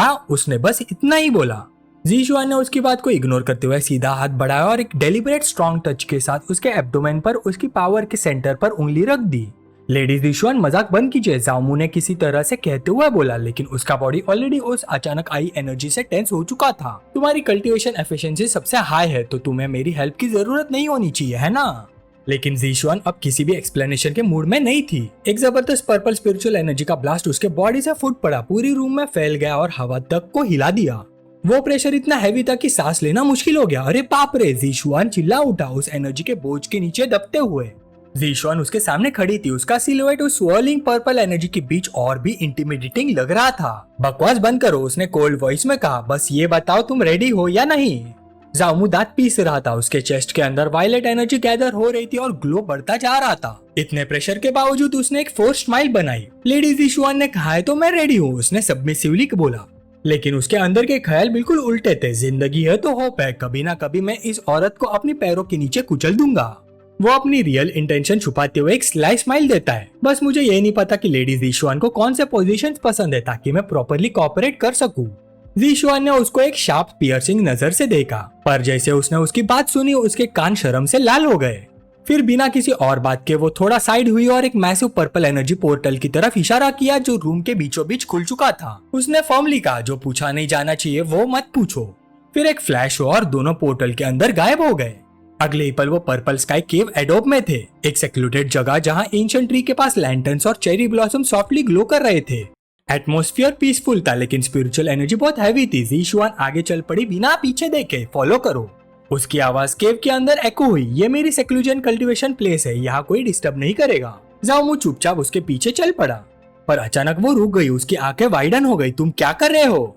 जामू अपनी वेस्ट बैंड पर हाथ ले जा चुका था, जैसे अपने कपड़े उतारने वाला हो। उसने कैजुअली बोला, हार्वेस्टिंग में कोऑपरेट कर रहा हूँ। ज़ीशुआन का चेहरा लाल हो गया, गुस्से और एम्बैरेसमेंट दोनों के साथ। मैंने तुम्हें कपड़े उतारने को नहीं कहा, उसने स्नैप किया। मेरे पास अपनी अरेंजमेंट्स हैं। जामू बस हल्का सा हंस दिया। ओह, लेडी ज़ीशुआन इनिशिएटिव लेना पसंद करती है। ऐसे लोग मुझे भी मिल चुके हैं। अनुभव के हिसाब से म्यूचुअल कोऑपरेशन से हार्वेस्ट करना ज्यादा। उसकी बात अधूरी रह गई। एक व्हाइट क्लॉथ तेजी से हवा में आया और सीधा उसके मुंह और आंखों को बंद कर दिया। वो लड़खड़ाता हुआ पीछे गया। ज़ीशुआन का एक्सप्रेशन और भी कोल्ड हो गया। उसने डेंजरस विस्पर में कहा, आंखें और मुंह बंद रखो और कल्टीवेशन में हेल्प करो, वरना। और अगले पल सीन बदल गया। कोल्ड एक्सप्रेशन वाली ज़ीशुआन शर्माते हुए आंखें चुराने लगी और देखते ही देखते उसने अपने रूप उतारने चालू कर दिए। पर अगले सेकंड पानी एक्सप्लोड हुआ और जामू पूल से बाहर आया, जोर से सांस लेते हुए। फुआ फुआ। पानी उसके मस्कुलर बॉडी से गिर रहा था, उसके बाल चिपक गए थे। तभी एक कोल्ड कमांडिंग वॉइस आई, अपना शरीर साफ कर लो। वो ज़ीशुआन थी, किनारे पर खड़ी। जी लेडी सेंटेंस, जैसा आप आदेश दे, उसने ओबीडियंट टोन में बोला। थोड़ी देर बाद जामू पूल से बाहर आया, अपने आप को सुखाते हुए एक स्लाई स्माइल के साथ बोला, क्या मैं सपना देख रहा हूँ लेडी सेंटेंस? तो वो आगे कुछ बोलता उससे पहले ज़ीशुआन ने उसे तुरंत काट दिया। चुप हो जाओ। फिर एक वॉयलेट एनर्जी का सर्ज आया और अगले ही पल वो हवा में उड़ चुका था। फिर एक फ्लैश हुआ और जामू सीधा बेड पर गिर गया। उसके हाथ पैर ग्लोइंग रिस्ट्रेंट से बंद हो चुके थे। वो स्ट्रगल कर रहा था, पसीना उसके फोरहेड पे आ गया। उसने अंदर ही अंदर सोचा, मुझे उम्मीद नहीं थी कि सेंटेंस एक होली नाइट भी होगी। मैं खुद को रोक नहीं पा रहा। उसकी रॉ पावर इतनी ज्यादा थी कि जामू सीधा पेड़ पर दबा हुआ रह गया, हिलने तक की जगह नहीं थी। तभी उसके ऊपर एक परछाई आकर खड़ी हो गई, लेकिन जो एनर्जी थी वो सेंटेंस वाली नहीं थी। सेंटेंस कहाँ है? मेरी सेंटेंस कहाँ है? उसने घबराहट और कंफ्यूजन में चिल्ला दिया। उसके सामने दो पिंक बाल वाली फॉक्स लड़कियां बैठी थी। उनके फॉक्स ईयर्स हल्की सी हिल रही थी, चेहरे पर प्लेफुल और मिस्चीवस मुस्कान थी। अरे रिलैक्स, क्या हम सिस्टर्स काफी खूबसूरत नहीं है? एक बोली। अरे जूनियर ब्रदर क्या हुआ? दूसरी ने हल्का सा झुककर कहा। फिर दोनों ने आराम से एक्सप्लेन किया जैसे ये सब नॉर्मल हो। हम मास्टर के बनाए हुए पपेट्स है तुम्हारे साथ यिंग और यांग पावर एक्सचेंज करने के लिए। जूनियर ब्रदर अच्छे से कोऑपरेट करना, बस 2 घंटे ही लगेंगे, एक ने मुस्कुराते हुए कहा। लेकिन जामू के चेहरे पर डर नहीं था, बिल्कुल इंसल्ट वाली मुस्कान थी। उसने अंदर ही अंदर सोचा, क्या उसने सचमुच मेरी यांग एनर्जी निकालने के लिए उसकी जगह लेने के लिए पपेट्स भेज दिए, और वो भी 2 घंटे में? वो किसे नीचा दिखा रही है? तभी अचानक जामू ने एक फॉक्स गर्ल के कंधे पकड़ लिए। एक तेज ब्लास्ट जैसा मूवमेंट हुआ और जामू ने उसे पिन डाउन किया। फिर मैं तुम्हें अपनी असली स्ट्रेंथ दिखाता हूँ। अगले ही पल सिचुएशन पलट चुकी थी। अब दोनों फॉक्स गर्ल्स नीचे थे और वो ऊपर। हे धीरे रूम में उनकी आवाजें घूम गई। फॉक्स गर्ल जो पहले कॉन्फिडेंट थी अब पूरी तरह हिल चुकी थी। एक ने शर्माते हुए गुस्से में कहा, तुम मेरी सिस्टर के साथ जेंटल रहो। लेकिन जामू बिल्कुल रुक नहीं रहा था। उसकी आंखों में शार्प इंटेंसिटी थी और जामू की लाल धधकती हुई आंखें देखकर फॉक्स गर्ल कुछ डर के मारे कह नहीं पाई। बाहर शांत रात और चेरी ब्लॉसम के बीच अंदर का शोर साफ सुनाई दे रहा था। रुक जाओ, ये क्या हो रहा है? B gentle. सेंटेस पास ही बैठी थी, चीन हाथ पर रखते हुए। उसका चेहरा धीरे धीरे और ज्यादा इरिटेट होता जा रहा था। उसने धीरे से गुस्से में बोला, ये कमबख्त कितनी देर से चल रहा है? अंदर हॉट स्प्रिंग के पानी में दोनों फॉक्स पपेट्स थक कर गिर चुकी थी। उनके हाथ पैर ढीले पड़ गए थे और लड़का वो बिल्कुल नॉर्मल खड़ा था, जैसे कुछ हुआ ही ना हो। जामू हॉट स्प्रिंग को देखते हुए मन ही मन सोचता है, ये हॉट स्प्रिंग का झरना एक्चुअली मेरी यांग एनर्जी को बढ़ा सकता है। इतने लंबे समय तक करने के बाद भी मैं ऊर्जा से भरपूर हूँ। इसके दूसरी तरफ दोनों फॉक्स गर्ल्स एक दूसरे को सहारा देते हुए अपने आप को संभाल रही थी, जैसे मानो उनके अंदर कुछ टूट चुका हो। फॉक्स सिस्टर्स आप कांपते हुए सेंटेस के सामने आ गई। लेडी सेंटेस, हम मौत के लायक हैं। जामू का कॉन्स्टिट्यूशन बहुत ही टायरानिकल है, इसलिए इसमें देरी हुई। जीशुआ ने हल्का सा हवा में अपना पंखा हिलाया। उसका चेहरा थोड़ा लाल था। उसने ठंडी आवाज में कहा, मैं सब देख रही थी, ये तुम्हारी गलती नहीं है। वो थोड़ा आगे बढ़ी और ऑर्डर दिया, रेड यांग लिक्विड यहाँ छोड़ दो, जाओ और रेस्ट करो। दोनों फॉक्स गर्ल ने बाव किया और गोल्डन बाउ छोड़कर चले गए। जीशुआन जामू के पास आई स्मग सा एक्सप्रेशन लेकर, तो इस बार तुम्हारा परफॉर्मेंस काफी ठीक था। जामू मुस्कुराए, लेडी सेंटेंस आपको लगा ना मैं इम्प्रेसिव हूँ? वो तुरंत सीधी हो गई, बस ठीक था, उसने कूल टोन में कहा, लेकिन उसके गाल अभी भी हल्की सी लाली लिए हुए थे। फिर उसने एक ग्लोइंग पाउच उसकी तरफ फेंक दिया, ये तुम्हारा रिवॉर्ड है। जामू उसे खोलते ही शॉक हो गया, 10 मिलियन स्पिरिट स्टोन्स और टॉप ग्रेड फाउंडेशन एनहांसमेंट पील। वाह, उसके चेहरे पर व्हाइट ग्रीन आ गई। लेडी सेंटेंस सच में जेनरस हैं। वो अपने कपड़े ठीक कर रहा था कि जीशुआन का मूड सडनली चेंज हो गया। तुम अभी तक यही क्या कर रहे हो, निकलते क्यों नहीं? जामू ने हल्की सी मुस्कान के साथ चिन रब की और थोड़ा झुक गया। लेडी सेंटेंस, अगर आप सच में मेरी प्योर यांग एनर्जी को एब्जॉर्ब करना चाहती है तो ड्यूअल कल्टीवेशन का इफेक्ट और भी बेटर होगा अगर हम डायरेक्टली करें। ये सुनते ही जीशुआन का चेहरा एकदम से लाल हो गया और वो शर्माती हुए बोली, तुम ना। जीशुआन का चेहरा शर्म से लाल होने से पहले उसके अंदर एक तेज पर्पल स्पिरिचुअल फ्यूरी फूट पड़ी। बाहर निकलो, मैं तुम्हें अभी देखना नहीं चाहती। एक वॉयलेंट हाथ के झटके के साथ एक जोरदार मैजिकल एनर्जी बर्स्ट हुआ और उसने जामू को वॉयलेंट एनर्जी में लपेट लिया। जामू को कुछ कहने का मौका भी नहीं मिला और वो फोर्सफुली टेलीपोर्ट हो गया। जामू अचानक अपनी जगह पर वापस मटेरियलाइज हुआ, थोड़ा लड़खड़ाता हुआ। उसने गहरी सांस ली और अपने आप को संभाला। मैं वापस आ गया, सेंटेंस के मेथड सच में अनफैथेबल है, उसने मरमर किया। तभी उसके सामने एक shimmering blue system interface flash हुआ। सिस्टम अपडेट, आपने जीशुआन को लार्ज अमाउंट में रेड यांग पावर कंट्रीब्यूट की है। रेड यांग सेक्रेट बॉडी काफी इंप्रूव हुई है। उसके बॉडी में एक वार्म सर्ज दौड़ गया। गोल्डन ऑरा उसके शरीर से रेडिएट होने लगा। वो क्रॉस लेगेड बैठ गया और डीप कल्टीवेशन में चला गया ताकि सडन पावर को स्टेबलाइज कर सके। गोल्डन फ्लेम्स और तेज हो गई। उसके चेहरे पर एक हल्की सी मुस्कान आ गई। उसने समझ लिया था, पावरफुल लोगों के साथ इंटरेक्शन करना और अपनी रेड यांग पावर सप्लाई करना सिस्टम के रिवॉर्ड को बहुत ज्यादा बूस्ट करता है। वो अंदर ही अंदर खुश हो गया। जब तक सेंटेस को मेरी रेड यांग पावर की जरूरत है, मेरा सेक्ट में पोजीशन सेफ है, उसने सोचा। उधर सेंटेस अपने प्राइवेट रूम में एक छोटी सी बाउल को देख रही थी जिसमें गोल्डन शिमरिंग लिक्विड था। उसके होठों पर हल्की सी एक्सपेक्टेड मुस्कान थी। उसने धीरे से कहा, उम्मीद है इस लड़के का रेड यांग लिक्विड मुझे डिसअपॉइंट नहीं करेगा। जैसे उसने उस एसेंस को कंज्यूम किया, उसकी आंखों के सामने तुरंत जामू की इमेज फ्लैश होने लगी, इंटीमेट और डेंजरसली क्लोज। जामू के पास्ट के मूव्स को इमेजिन करते हुए उसका पूरा कंट्रोल टूट गया। घा! उसका सर झटके से पीछे चला गया, चेहरा डीप रेड हो गया। वो अपने सर को जोर जोर से हिलाने लगी ताकि वो इमेजेस हट जाए। गुस्से में दांत पीस कर वो सीधा बैठ गई और वॉयलेट स्पिरिचुअल एनर्जी को फ्लेयर अप कर दिया, अपने आप को मेडिटेटिव स्टेट में ढकेलने की कोशिश करते हुए। बस मैं अपने कल्टीवेशन को इसे इफेक्ट नहीं होने दूंगी। चेरी ब्लॉसम के पीछे छुपी दो फॉक्स गर्ल्स अटेंडेंट ये सब देख रही थी। वो हैरान नजर से एक दूसरे को देख रही थी। लेडी सेंटेंस कल्टीवेशन के टाइम डिस्ट्रैक्ट हो रही है, एक ने धीरे से कहा। क्या उस लड़के के रेड यांग लिक्विड का साइड इफेक्ट है, दूसरी ने पूछा। रात धीरे धीरे सुबह में बदल गई। नेक्स्ट मॉर्निंग सनलाइट इन्फर्मरी में गिर रही थी। लूची एक लंबी सी यॉन लेते हुए उठी और स्ट्रेच किया। उसकी नजर जामू पर पड़ी जो ऑलरेडी फ्लोर पर क्रॉस लेगेड बैठकर गोल्डन ऑरा में कल्टीवेट कर रहा था। उसने मुस्कुराते हुए कहा, सुबह इतनी जल्दी कल्टीवेट कर रहा है, जूनियर ब्रदर जाओ और भी डिलीजेंट होता जा रहा है। जामू ने आंखें खोली और कॉन्फिडेंट स्माइल दी। उसने कैजुअली रिप्लाई किया, बस आज अचानक थोड़ी इंस्पिरेशन मिल गई ब्रेक थ्रू के लिए। लूची उसके पास आई और एक्साइटेड हो गई। जूनियर ब्रदर, अब जब तुम्हारा रेल्म इम्प्रूव हो गया है तो मेरे साथ क्लाइंबिंग हेवन रोड चैलेंज क्यों नहीं करते? सेंटियन डीमन सेक की सुबह की हवा में पुरानी और रहस्यमय शक्ति का भारी सा एहसास था। उनके सामने स्वर्गलोक का विशाल दरवाजा खड़ा था, एक आसमान छूने वाला दरवाजा जिसके बीच में बैंगनी रंग का घूमता हुआ एनर्जी वोर्टेक्स धड़क रहा था। यही था अल्टीमेट प्रूविंग ग्राउंड, एक ऐसी जगह जहां कल के लेजेंड्स खून पसीने और जज्बे की आग में तपकर बनते थे। आगे का रास्ता बहुत ही खतरनाक था। पोर्टल के उस पर हवा में तैरते हुए कई आइलैंड्स थे जो अंधेरे शून्य में लटक रहे थे। उन्हें सिर्फ स्पिरिट लैम्प्स की बीमार सी हरी रोशनी रोशन कर रही थी। यही ट्रायल्स के अलग अलग लेयर्स थे। रिकॉर्ड्स के मुताबिक सिर्फ वही आउटर सेक्ट डिसाइपल्स यहाँ कदम रखने की हिम्मत करते थे जो टॉप 100 में से रैंक करने लायक हो। तीसरे लेयर के बाद डिफिकल्टी कई गुना बढ़ जाती थी। कोर फॉर्मेशन लेवल के डीमन सामने आने लगते थे जो किसी भी भयानक कल्टिवेटर को पल भर में ही चीर फाड़ देते थे। भीड़ के बीच खड़ा जामू अपनी साथी की तरफ मुड़ा। उसकी आवाज में चिंता भी थी और शुक्रिया भी। सीनियर सिस्टर लूची, सच में मेरे लिए आपको इतनी मेहनत करने की जरूरत नहीं है। उसके पास खड़ी खूबसूरत और शांत स्वभाव वाली लूची ने बिना झिझक जवाब दिया, मैं सिर्फ तुम्हारी मदद नहीं करी, मैं अपनी भी मदद कर रही हूँ। उसकी नजर सामने खड़ी चुनौती पर टिकी हुई थी। उसने अपनी राइवल चू जीरोन का जिक्र किया। आउटर सेक्ट में उसे सबसे ज्यादा पोटेंशियल वाली फीमेल कल्टीवेटर कहा जाता था और ये टाइटल वो बिना चैलेंज किए एक्सेप्ट नहीं कर सकती थी। उसके लिए ये ट्रायल इंसानों और डीमंस के बीच एक पुल था, एक ऐसा मौका जहां एक बार और हमेशा के लिए डिसाइड हो जाएगा कि किस रेस की ताकत ज्यादा है। सेंटियन डीमन सेक्ट दिखावा तो करता था कि इंसान और डीमंस को बराबर ट्रीट करता है, लेकिन उनके बीच की तकरार और राइवलरी आज भी धीमी आग की तरह जल रही थी जिसे सिर्फ लड़ाई ही ठंडा कर सकती थी। जामू के चेहरे पर आखिर एक डिटरमिन्ड मुस्कान आ गई। मैं भी अब आउटर डिसाइपल हूँ तो बिल्कुल सही मौका है कि हम साथ चले। दोनों ने एक दूसरे की आंखों में देखा। उस नजर में सिर्फ एक ही चीज थी, पक्का इरादा। लूची ने हल्का सा मुस्कुराकर हाँ में सिर हिला दिया, ठीक है। फिर दोनों साथ में गेट की बैंगनी रोशनी की तरफ बढ़ गए, तैयार अपना नाम सेक्ट के इतिहास में लिखने के लिए।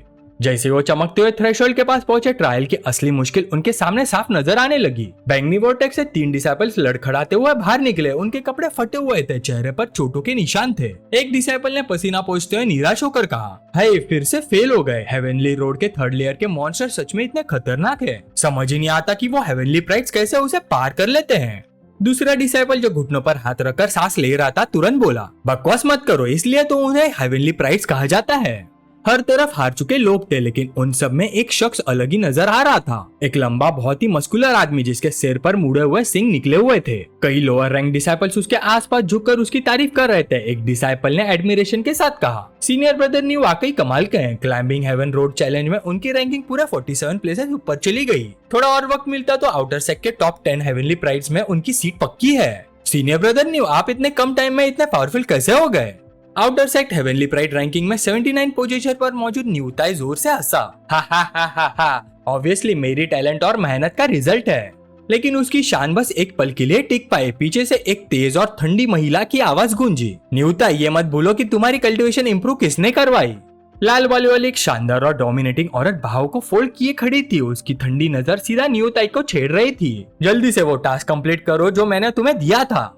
उस औरत को देखते ही न्यूताई के माथे पर पसीने की बूंद ऊपर आई। साफ था कि उसकी टैलेंट और हार्डवर्क के पीछे एक सीक्रेट बेनिफैक्टर थी और वो किसी भी हाल में इंतजार करने वाली नहीं थी। न्यूताई तुरंत सीधा खड़ा हो गया, बिल्कुल डिसिप्लिन सोल्जर की तरह। जी जी जी जी। उसका सारा घमंड एक पल में गायब हो गया। अब बस अपनी बेनिफैक्टर को खुश करने की बेचैनी रह गई थी। लेकिन जैसे वो मुड़कर जाने वाला था, उसकी नजर स्टोन प्लाजा पर चल रहे 2 पहचाने चेहरों पर टिक गई।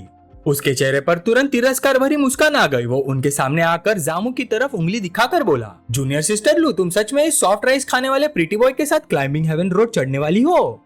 ये ताने भरी बात हवा में बस एक पल के लिए टिक पाई, क्योंकि उस जवान के पास खड़ी औरत तुरंत शरारती और चुभती हुई मुस्कान के साथ बोली, प्रीटी बॉय? हाँ, फिर मैंने ये कैसे सुना कि तुम्हें इस प्रीटी बॉय ने ठीक से सबक सिखा दिया था? ये बात सीधा न्यूताई के दिल पर जा लगी। उसका चेहरा गुस्से से टमाटर की तरह लाल हो गया। उसने बस अफरा तफरी का फायदा उठाकर मुझ पर छुपके से अटैक किया था। न्यूताई जोर से गरजा, अपनी बेइज्जती को छुपाने के लिए एक बहाना ढूंढते हुए। लेकिन जामू ने उसकी तरफ देखना भी जरूरी नहीं समझा। वो आराम से आगे बढ़ता रहा और शांत आवाज में सीनियर सिस्टर लू से बोला, जो हार चुका हो उसे इतना तमाशा नहीं करना चाहिए। हमें अभी क्लाइंबिंग हेवन रोड भी क्लियर करना है। न्यूताई दांतों को भींचकर उनकी पीठ देखते हुए सिसकाया। उसके लिए बेइज्जती बर्दाश्त से बाहर थी। आखिर वो अपने गुस्से को रोक नहीं पाया। एक जानवर जैसा धाड़ के साथ उसने अपना मुक्का जमीन पर दे मारा। धड़ाम। लाल रंग की वायलेंट एनर्जी उसके आसपास फट पड़ी, पत्थर के टाइल्स टुकड़े टुकड़े हो गए।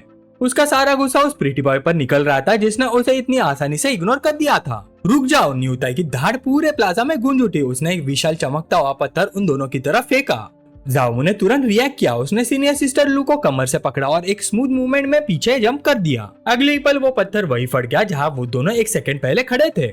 धूल बैठते ही जमीन से लाल रोशनी का एक बैरियर उभर आया जिसने दोनों को घेर लिया। उसी वक्त हवा में सिस्टम नोटिफिकेशन चमका। आउटर डिसेबल न्यूताई ने तुम्हें चैलेंज इशू किया है, एक्सेप्ट करोगे या रिफ्यूज? जाओ लाल रोशनी के बीच खड़ा हंस पड़ा। हे। सीनियर सिस्टर लू का चेहरा चिंता से पीला पड़ गया। उसने घबराहट भरी आवाज में कहा, एक्सेप्ट मत करना है, उसकी कल्टीवेशन काफी बढ़ चुकी है, उसके प्रोवोकेशंस में मत आना। जामू ने पीछे मुड़कर भी नहीं देखा। उसके होठों पर वही शांत और कॉन्फिडेंट स्माइल थी। सीनियर सिस्टर लू, फिक्र मत कीजिए, मुझे अपनी लिमिट्स पता है। फिर उसने न्यूताई की तरफ देखकर शरारती अंदाज में कहा, सिर्फ स्पारिंग करके क्या मजा, क्यों ना थोड़ी शर्त भी लगा ले। न्यूताई ने अपने बाजू फोल्ड किए। ओह। फिर लाल रोशनी उसके आसपास घूमने लगी। उसने हवा में तैरती हुई एक स्लिक चमकती तलवार की तरफ इशारा किया। आवाज में फिर से घमंड लौट आया। अच्छा, अगर मैं हार गया तो ये सेकंड ग्रेड फ्लाइंग स्वॉर्ड तुम्हारी। जाओ ने बिना झिझक अपने हाथ में पहनी छोटी सी सुनहरी स्टोरेज रिंग दिखाई। तो फिर मैं अपनी ये स्टोरेज रिंग दाव पर लगाता हूँ। शर्त तय होते ही सिस्टम नोटिफिकेशन दोबारा चमका, चैलेंज इफेक्टिव। दोनों ने एक दूसरे की आंखों में देखा। न्यूताई के चेहरे पर डरावनी मुस्कान थी और जाओ के होठों पर शांत अटल स्मोक। आसपास की भीड़ एक्साइटमेंट से भर गई। एक डिसाइपल ने झुककर फुसफुसाया, स्क्वायर में चैलेंज मैच हो रहा है, सुना है न्यूताई और सर्वेंट कोर्टयार्ड वाला प्रीटी बॉय लड़ रहे हैं। बातें आग की तरह फैलने लगी। किसी ने हैरानी से पूछा, ये जामू अभी अभी आउटर डिसेबल बना है ना? कुछ लोग क्यूरियस थे लेकिन बहुत से लोग जलन से भरे हुए थे। जामू के प्योर यंग कॉन्स्टिट्यूशन और 9 यंग डिवाइन हार्ट की अलाइड फीमेल कल्टिवेटर के साथ उसके रिश्तों की अफवाहों ने सबके दिल में जलन भर दी थी। हाँ, अपने शरीर का इस्तेमाल करके नाम कमा रहा है, डीमन सेक्ट के लिए शर्म की बात है। तभी लाल बालों वाली चू जीरोन आगे बढ़ी। उसकी प्रेजेंस ने तुरंत आसपास के सब लोगों को चुप कर दिया। उसने सीनियर सिस्टर लू की तरफ एक शिकारी मुस्कान के साथ देखा। मैं सोच रही थी कि जूनियर ब्रदर जाओ जब मेरे साथ कल्टीवेशन करता था तब हमेशा इतना एब्सेंट माइंडेड क्यों रहता था। तो बात यह है कि उसकी एक छोटी सी लवर भी है। उसकी नजर सीनियर सिस्टर लू पर टिक गई। उसका चेहरा शांत हो गया। लाल बालों वाली चू जीरोन धीरे से हंसी, लेकिन ये बुरी बात नहीं है। उस औरत को देखकर सीनियर सिस्टर लू की आंखों में पहचान जम के उसका चेहरा सख्त हो गया। तो वाकई तुम हो? चूजीरोन की उंगलियां हवा में ऐसे हिल रही थी जैसे वो पहले से किसी को कुचल रही हो। जो पंछी उड़कर भागना चाहता हो उसका सबसे अच्छा अंजाम यही होता है कि उसे अपने ही हाथों से मसल दिया जाए। लाल बालों वाली औरत चूजीरोन थोड़ा सा झुककर ठंडी आवाज में बोली, अपनी पूरी ताकत का इस्तेमाल करो, चाहे जिंदा रहे या मर जाए। जो मौका मैंने तुम्हें दिया है उसे बर्बाद मत करना। यह सुनकर न्यूताई की आंखों में खूनी चमक उभर आई। उसने दोनों मुट्ठियां टकराई। सीनियर सिस्टर बेफिक्र रहिए, न्यूताई आपको बिल्कुल डिसअपॉइंट नहीं करेगा। फिर एक जोरदार धाड़ के साथ वो आगे झपटा। उसके पैरों के नीचे जमीन टूट गई। उसका विशाल शरीर वायलेंट नारंगी ऑरा से घिरा हुआ था। सीनियर सिस्टर लू का दिल जोर जोर से धड़कने लगा। उसने बेचैनी से चीख कर कहा, दोनों हाथ कसकर बांध लिए। जूनियर ब्रदर जाओ, संभाल के। न्यूताई जोर से हवा में उछल गया। उसका विशाल साया सूरज तक को ढक गया जैसे कोई जलता हुआ मीटियोर आसमान से गिर रहा हो। वो दहाड़ा और दोनों मुठ्ठियां एक साथ जामू के सिर पर दे मारी। धड़ाम। टकराव इतना भयानक था कि पूरा प्लाजा हिल गया। लाल एनर्जी और धूल का विशाल धमाका हुआ और शॉकवेव हर तरफ फैल गई। बैरियर के पीछे खड़े सब डिसेबल होश उड़ा देने वाले इस अटैक को देखकर सन रह गए। एक डिसेबल आके फाड़ कर बोला, ये आफ्टर इमेज स्टेप है। न्यूताई पहले ही अपनी ब्रूट स्ट्रेंथ के लिए मशहूर था, अब उसने आफ्टर इमेज स्टेप ही कल्टीवेट कर लिया है। उसकी पावर अब कई गुना बढ़ गई है। दूसरे डिसेबल ने कहा, बिल्कुल top 100 outer sect heavenly pride rank के एक्सपर्ट के लायक। भीड़ में सबका एक ही नतीजा था, जामू का काम तमाम। शायद सेंटियन डीमन सेक्ट का सबसे शॉर्ट चैलेंज मैच बनने वाला है। अगर न्यूताई ने कंट्रोल नहीं किया तो जामू सच में मर भी सकता है। चूजीरोन धूल के बादल को देखकर घमंड भरी मुस्कान के साथ खड़ी थी। देखा तुम सबने, चूजीरोन को नाराज करने का यही अंजाम होता है। लूची की आवाज गुस्से और दुख से कांप रही थी। तुम? चूजीरोन ने बस अफसोस जताने का नाटक करते हुए एक हल्की सी सांस भरी। कितने अफसोस की बात है, अगर तुम सीधे मेरे वफादार कुत्ते बन जाते तो शायद थोड़ा और जी लेते। लेकिन धूल अभी पूरी तरह से बैठी भी नहीं थी कि भीड़ से एक साथ होश उड़ा देने वाली सांसें निकली। चूजीरोन के चेहरे पर स्मग स्माइल जम गए। उसकी आंखें डिसबिलीफ से फट गई। ये कैसे मुमकिन है? उसने ब्लॉक कर लिया। मेरी आंखें धोखा तो नहीं दे रही। एक और डिसाइपल हैरानी से बोल पड़ा, ये तो कमाल है, क्या प्योर यंग कॉन्स्टिट्यूशन वाकई इतना पावरफुल होता है? धूल हटने पर जो नजारा सामने आया उसने सबको स्टन कर दिया। जामू सिर्फ जिंदा ही नहीं था, वो तो बिल्कुल आराम से न्यूताई को दबाकर खड़ा था। उसने अपनी लोहे जैसी मजबूत पकड़ से न्यूताई के दोनों सिंग पकड़ रखे थे। न्यूताई घुटनों के बल झुकने पर मजबूर था। जमीन उनके नीचे पिछले अटैक से टूट चुकी थी। लेकिन जामू बिल्कुल बिना खरोच से खड़ा था, उसकी आंखों में मजाक भरी चमक थी। जामू ने बेपरवाह अंदाज में पूछा, बस इतनी सी ताकत, क्या तुमने खाना भी नहीं खाया? नोबिता गुस्से और शर्म से दांत पीसने लगा। वो पूरी ताकत से छूटने की कोशिश कर रहा था, लेकिन जामू की पकड़ पहाड़ जैसी मजबूत थी। अपने मोहरे को इतनी बुरी तरह फेल होता देख चूजीरोन घबरा गई। उसने साइड लाइन से चीख कर कहा, उसकी पूरी कंपोजर टूट चुकी थी। जल्दी वो पील खा लो जो मैंने तुम्हें दी थी। नोबिता ने एक पल भी वेस्ट नहीं किया, उसकी आंखें खून से लाल हो गई थी। उसने अपनी मुट्ठी खोली जिसमें एक छोटी सी लाल पील चमक रही थी। ये सब तुमने मुझे करने पर मजबूर किया है। जामू ने हल्की सी गर्दन टेढ़ी की। है? उसने शांत नजर से उस ट्रांसफॉर्मेशन को देखना शुरू किया। नोबिता ने पील निगल ली, असर तुरंत हुआ और बूम, लाल ऑरा का वायलेंट ब्लास्ट फूटा जिससे जामू को पीछे जंप करना पड़ा। नोबिता का शरीर टेढ़ा मेढ़ा होने लगा, उसकी मसल्स इंसानी हदों से बाहर फूलने लगी। चेहरा लंबा होकर जानवर जैसे थूथन में बदलने लगा।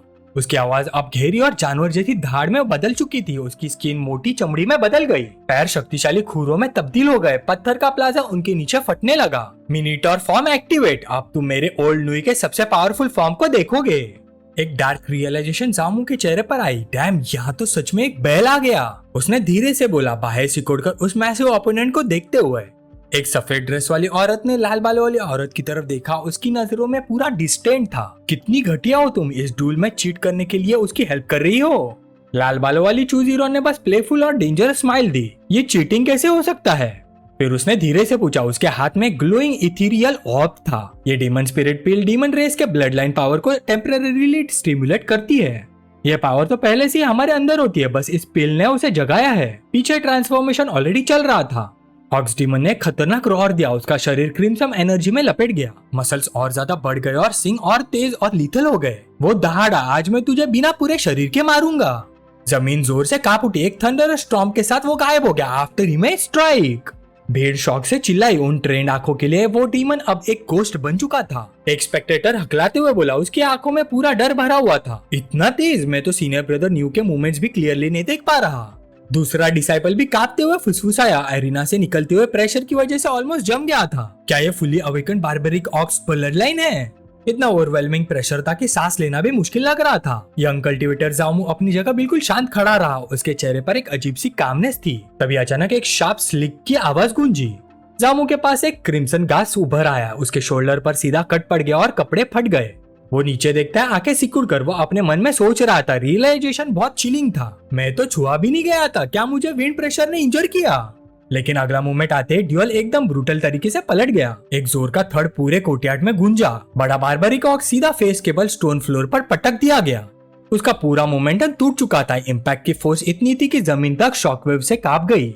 दूर खड़े डिसाइपल्स लड़खड़ा गए। धूल और प्रेशर इतना हैवी था कि सांस लेना मुश्किल हो रहा था। ये इम्पैक्ट फोर्स इतना ज्यादा कैसे हो सकता है? एक ने चिल्लाते हुए आंखों पर हाथ रखते हुए कहा। डीमन रेस की फिजिकल स्ट्रेंथ ह्यूमन रेस से वाकई कंपेयर नहीं की जा सकती। दूसरा डिसाइपल हैरानी और डर के बीच बोला, आखिर ये फाउंडेशन एस्टेब्लिशमेंट रेल्म का कल्टिवेटर है भी या नहीं? कोर फॉर्मेशन तो इसके सामने कुछ भी नहीं होगा।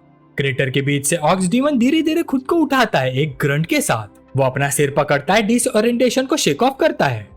लेकिन उसका गुस्सा और भी भड़क चुका था। उसकी मसल्स फिर से बल्ज होने लगी। वेन्स रेड ऑरा से फड़क रही थी। वो दहाड़ता हुआ आगे बढ़ा जैसे एक चलता हुआ पहाड़ हो। मैं तुम्हें इस बार एस्केप नहीं करने दूंगा। पर यंग कल्टिवेटर जामू वही खड़ा रहा। उसके होठों पर एक हल्का सा मॉकिंग स्माइल था, जैसे सब कुछ उसके कंट्रोल में हो। तुम्हारी स्ट्रेंथ बुरी नहीं है, उसने कामली बोला। उसकी आवाज विंड के रोर को भी कट कर रही थी। लेकिन अगले ही पल एक गोल्डन लाइट फैल गई। उसका पूरा ऑरा चेंज हो गया। डीमन का फिस्ट कनेक्ट होने से पहले ही वो मूव कर गया। उसका अपना पंच ब्लाइंडिंग सोलर ग्लो से रैप सीधा डीमन के जबड़े पर लगा। हड्डी टूटने की आवाज पूरे कोर्टयार्ड में गूंजी। ऑक्स डीमन का सिर जोर से पीछे स्नैप हो गया। उसका मैसिव बॉडी हवा में लिफ्ट हो गया सिर्फ उस स्ट्राइक की स्पीड से। फिर वो स्पिन होता हुआ दूर जा गिरा हेल्पलेस मास की तरह। फिर स्टोन टाइल्स पर गिरते ही घसीटता चला गया, जमीन में एक गहरी लाइन बनाता हुआ। रेड हेड वुमन वही जम गई। उसका पूरा कॉन्फिडेंस टूट चुका था। ये कैसे पॉसिबल है? वो हकलाते हुए बोली। उसका चेहरा सफेद पड़ गया था। नीचे रबल में ऑक्स डीमन बेहोश पड़ा था। खून उसके मुंह से बह रहा था। उसका एक हॉर्न तक टूट चुका था। Clear proof of that overwhelming defeat. पूरा अरीना एकदम साइलेंट हो गया। सिर्फ हाफने की आवाज सुनाई दे रही थी। किसी ने धीरे से बोला, एक मूव, सिर्फ एक मूव से ही डीमन ट्रांसफॉर्मेशन का मोमेंटम तोड़ दिया। ऐसे कैसे हो सकता है? क्या प्योर यांग कॉन्स्टिट्यूशन इतना पावरफुल होता है? लोग आपस में फुसफुसाने लगे, unable to process what they just saw. लुची दौड़कर जामू के पास आई। आंखों में एक्साइटमेंट चमक रही थी। वाह जामू, ग्रेट, मैंने गलत नहीं समझा तुम्हें। वो खुश होते हुए बोली और उसके पास चिपक गई। जामू नीचे देखता है थोड़ा एम्बेरस स्माइल के साथ। उसने धीरे से कहा, लेकिन वो हट नहीं रहा था। सीनियर सिस्टर, यहाँ इतने लोग देख रहे हैं। कोर्टयार्ड के दूसरे साइड एटमॉस्फेयर बिल्कुल टॉक्सिक हो गया था। रेड हेड वुमन चू जीरॉन अपने चैंपियन को देख रही थी, जो अब एक ब्रोकन हिप बन चुका था। उसका चेहरा कोल्ड रेज से ट्विस्ट हो गया। उसने वेनम से थूकते हुए कहा, काम के लायक नहीं, इसे ले जाओ। उसने अपने सबऑर्डिनेट्स को ऑर्डर दिया। जैसे डीमंस के लाकी उस ब्रोकन बॉडी को उठाने लगे, जामू की आवाज रुक गई। उन्हें 1 मिनट और सब फ्रीज हो गए। एक लैकी ने गुस्से और डर के मिक्स में बोला, अब क्या चाहिए तुम्हें? किसी और ने गुस्से से कंप्लेन किया, बॉस नुई को तुमने इस हालत में पहुंचा दिया, आप और क्या? जामू बस मुस्कुराया, एक फेक सा बेनोवेलेंट स्माइल। मैं एक रीजनेबल पर्सन हूँ, उसने बोला और एक हैवी स्पिरिट स्टोन का बैग निकाला। ये 10,000 स्पिरिट स्टोन थे, इस बार के मेडिकल एक्सपेंसेस समझ लो। उसने कामले अपने रिस्ट को फ्लिक किया और अगले ही पल बैग उलट गया। चमकते हुए मल्टी कलर्ड जेम्स की बारिश होने लगी। पूरा का पूरा वेल्थ जैसे गिरता हुआ न्यू ताई के अनकॉन्शियस बॉडी को कवर कर गया। उसका चेहरा लिटरली पैसे के ढेर के नीचे दब गया। भीड़ में एक नया क्योस फैल गया। कुछ डिसाइपल शॉक में थे। जामू इतना एरोगेंट है, उसने नुई ताई को इतनी बुरी तरह से ह्यूमिलेट कर दिया, एक स्पेक्टेटर ने गुस्से से बोला। लेकिन कुछ लोग उस सीन से इम्प्रेस भी हो गए। एक डिसाइपल मजाक में बोला, अगर मुझे 10,000 स्पिरिट स्टोन्स मिल जाए तो मैं भी पिटने के लिए रेडी हो जाऊंगा। स्केप्टिकल लोग भी चुप नहीं रह पाए। मानना पड़ेगा, ये प्रिटी बॉय अब काफी हैंडसम लग रहा है। पर किसी को पता नहीं था कि उसके सामने एक होलोग्राफिक स्क्रीन फ्लिकर कर रही है, सिर्फ जामू के लिए विजिबल। डिंग, 10,000 स्पिरिट स्टोन दिए गए। 100x रिटर्न ट्रिगर हुआ। 1 मिलियन स्पिरिट स्टोन प्राप्त हुए। जामू की स्माइल नहीं बदली, लेकिन उसके अंदर एक हल्का सा डिसअपॉइंटमेंट था। सिर्फ 100x रिटर्न ट्रिगर हुआ। रेड हेड वुमन चू जीरॉन ये सब देख रही थी। उसकी आंखों में तेज नाराजगी और फैसिनेशन दोनों था। वो धीरे धीरे ताली बजाने लगी। Good good good. उसकी आवाज शांत थी, लेकिन उनमें एक कातिलाना एक्ट छुपा हुआ था। वो आगे बढ़ी। उसका पहला शॉक अब एक प्रेडिटर जैसी क्यूरियोसिटी में बदल चुका था। ड्यूल खत्म हो गया, लेकिन असली खेल अब शुरू हुआ है। उसने अपनी उंगलियां हवा में चलाई, जैसे जामू के चिन को छू रही हो। वो सॉफ्टली बोली, जैसे एक्सपेक्टेड था, जिस पर मेरी नजर है मैं तुम्हें और भी पसंद करने लगी हूँ। वापस मेरे पास आ जाओ, मैं तुम्हें सब कुछ दूंगी जो तुम चाहते हो। पर जामू का एक्सप्रेशन बिल्कुल नहीं बदला। ना वो हिला, ना उसने उस ऑफर को एंटरटेन किया। उसने सीधा उसकी आंखों में देखा। उसकी आवाज ठंडी थी और कटिंग, जैसे किसी ने हवा में ही ब्लेड चला दिया हो। तुम इस लायक नहीं हो। रेड हेड वुमन चू जीरॉन जैसे किसी स्ट्राइक से पीछे हट गई। उसका चेहरा गुस्से से बिगड़ गया। क्या कहा तुमने? उसके शरीर से पर्पल एनर्जी फूट पड़ी। जमीन नीचे से क्रैक होने लगी। किलिंग इंटेंट इतनी हैवी थी कि हवा भी दब गई। लेकिन इससे पहले की सिचुएशन और एक्सप्लोड होती, एक व्हाइट और ब्लू ब्लर बीच में आ गया। सीनियर सिस्टर लूची आगे खड़ी हो गई। उसकी फ्रिजिड ऑरा उस रेड फ्लेम से टकरा गई। उसने गुस्से से चिल्लाया, जामू कोई सामान नहीं है जिसे तुम यूज करके फेंक दो। उसकी आवाज पूरे कोर्टयार्ड में गूंज उठी। मैं क्लाइंबिंग हेवन रोड चैलेंज करूंगी, तुमसे आगे निकलूंगी और फिर तुम्हें प्रॉपर चैलेंज इशू करूंगी। जो तुमने उसके साथ किया है मैं सब वापस लूंगी। फाइनल लाइन के बाद उसने बिना रुके जामू का हाथ पकड़ा और उसे ले जाने लगी। रेड हेड वुमन चू जीरॉन वही गुस्से से जलती रह गई। फिर दोनों वॉलेट मिस्ट वाले सेक्ट टेलीपोर्टेशन पोर्टल की तरह बढ़ने लगे। एटमॉस्फेयर धीरे धीरे लाइट होता गया। जामू ने अपनी कंपेनियन की तारीफ की। सीनियर सिस्टर लू, जो आपने अभी बोला काफी कूल था। लूची ने पीछे नहीं देखा, लेकिन उसका हल्का सा हेड टिल्ट उसकी सेटिस्फेक्शन रिवील कर गया। हाँ, बस इतना ही समझ लो। फिर दोनों शिमरिंग पोर्टल में चले गए। उनकी सिलोवेट्स लाइट में डीजल हो गई। पीछे अरीना में रेड हेड वुमन चू जीरॉन अकेली खड़ी रह गई। उसकी ऑरा एक वुंडेड बीस्ट की तरह थ्रैश कर रही थी। वो गुस्से से हिसकी, लूची, जामू, मैं तुम्हें इतनी आसानी से जाने नहीं दूंगी। सेक्ट के आउटर डिसाइपल के बीच एनवी और गॉसिप किलर फैल गई। सबकी बात सिर्फ जामू पर थी। कैसे ये दोनों ब्यूटीज इसके लिए जेलस हो रही हैं? एक ऑनलुकर ने हैरानी से बोला। एक चू जीरॉन आउटर सेक्ट की 9th रैंक हेवनली प्राइड और दूसरी लूची 12th एल्डर लू हाईकोंग की ग्रैंड डॉटर। दोनों ही ब्यूटी और पावर का सिंबल थी। लेकिन दूर डीमन सेक्ट होली लैंड के 9 ड्रैगन स्वॉर्ड माउंट में एक और पावर स्टर हो रही थी। एक सेक्लूडेड कैवर्न में एक यंग मैन मेडिटेशन में था। उसके बाल हवा में फ्लोट कर रहे थे। उसके पीछे एक massive ancient sword oppressive aura release कर रही थी। उसने अचानक आंखें खोली। पर्पल लाइट एक्सप्लोड हुई। फिर एक डिवास्टेटिंग स्वॉर्ड ची रिलीज हुआ। एक थंडरस क्रैक के साथ एक मैसिव स्टोन पिलर को टुकड़ों में कट हो गया। वो अपनी उस अचीवमेंट को सेलिब्रेट नहीं करता, बस शांत रहता है। उसने धीरे से अपनी आंखें फिर से बंद कर ली, जैसे कुछ हुआ ही ना हो। सीनियर ब्रदरलिंग अभी भी 9 ड्रैगन स्वॉर्ड माउंट के बीच उस पत्थर जैसे रिजिड पोस्टर में बैठा हुआ था। उसकी उंगलियां एक प्रिसाइज मुद्रा में थी। उसके आसपास पर्पल एनर्जी एक कैद की हुई तूफान की तरह घूम रही थी। जो स्टोन शार्ड्स उसके पहले वाले स्ट्राइक से हवा में लटक रहे थे, वो अभी भी वहाँ सस्पेंडेड थे। वो एक लंबी मेजर सांस लेता है। उसने धीरे से मरमर किया, बस एवरेज ही था। इतनी तबाही करने के बाद भी उसके चेहरे पर कोई सेटिस्फेक्शन नहीं था। पर उसकी ये गहरी कॉन्टेम्पलेशन अचानक टूट गई। एक हैवी मेटेलिक फुटस्टेप ने पूरी केव को हिला दिया। एक आवाज गूंजी, रिपोर्टिंग सीनियर ब्रदर लिंग। लिंग ने कोई मूवमेंट नहीं की, बस उसकी बाहें थोड़ी सी सिकुड़ गई। अंधेरे से एक मैसिव फिगर बाहर आया। हाउ हो, एक पहाड़ जैसा आदमी जिसके सिर पर कर्व्ड हॉर्न्स थे और हैवी आर्मर था। उसने रिस्पेक्टफुली सर झुकाया, लेकिन उसके चेहरे पर अर्जेंसी साफ थी। आउटर सेक्ट में अफवाह फैल रही है, जूनियर सिस्टर लूची फॉक्स क्लैन चू जीरोन के साथ जेलस हो रही है एक प्रीटी बॉय के लिए। हाओ ने कॉशियस आवाज में रिपोर्ट दिया। मैं डर गया था कि ये बात आपकी रेपुटेशन को अफेक्ट करेगी, इसलिए मैंने खुद आके रिपोर्ट कर रहा हूँ।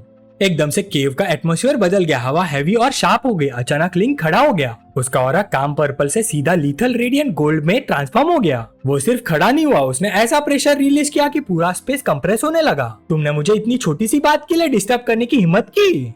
लिंक की आवाज अब मरमर नहीं थी, वो एक ब्लेड थी। हाँ हो कुछ बोल नहीं पाया।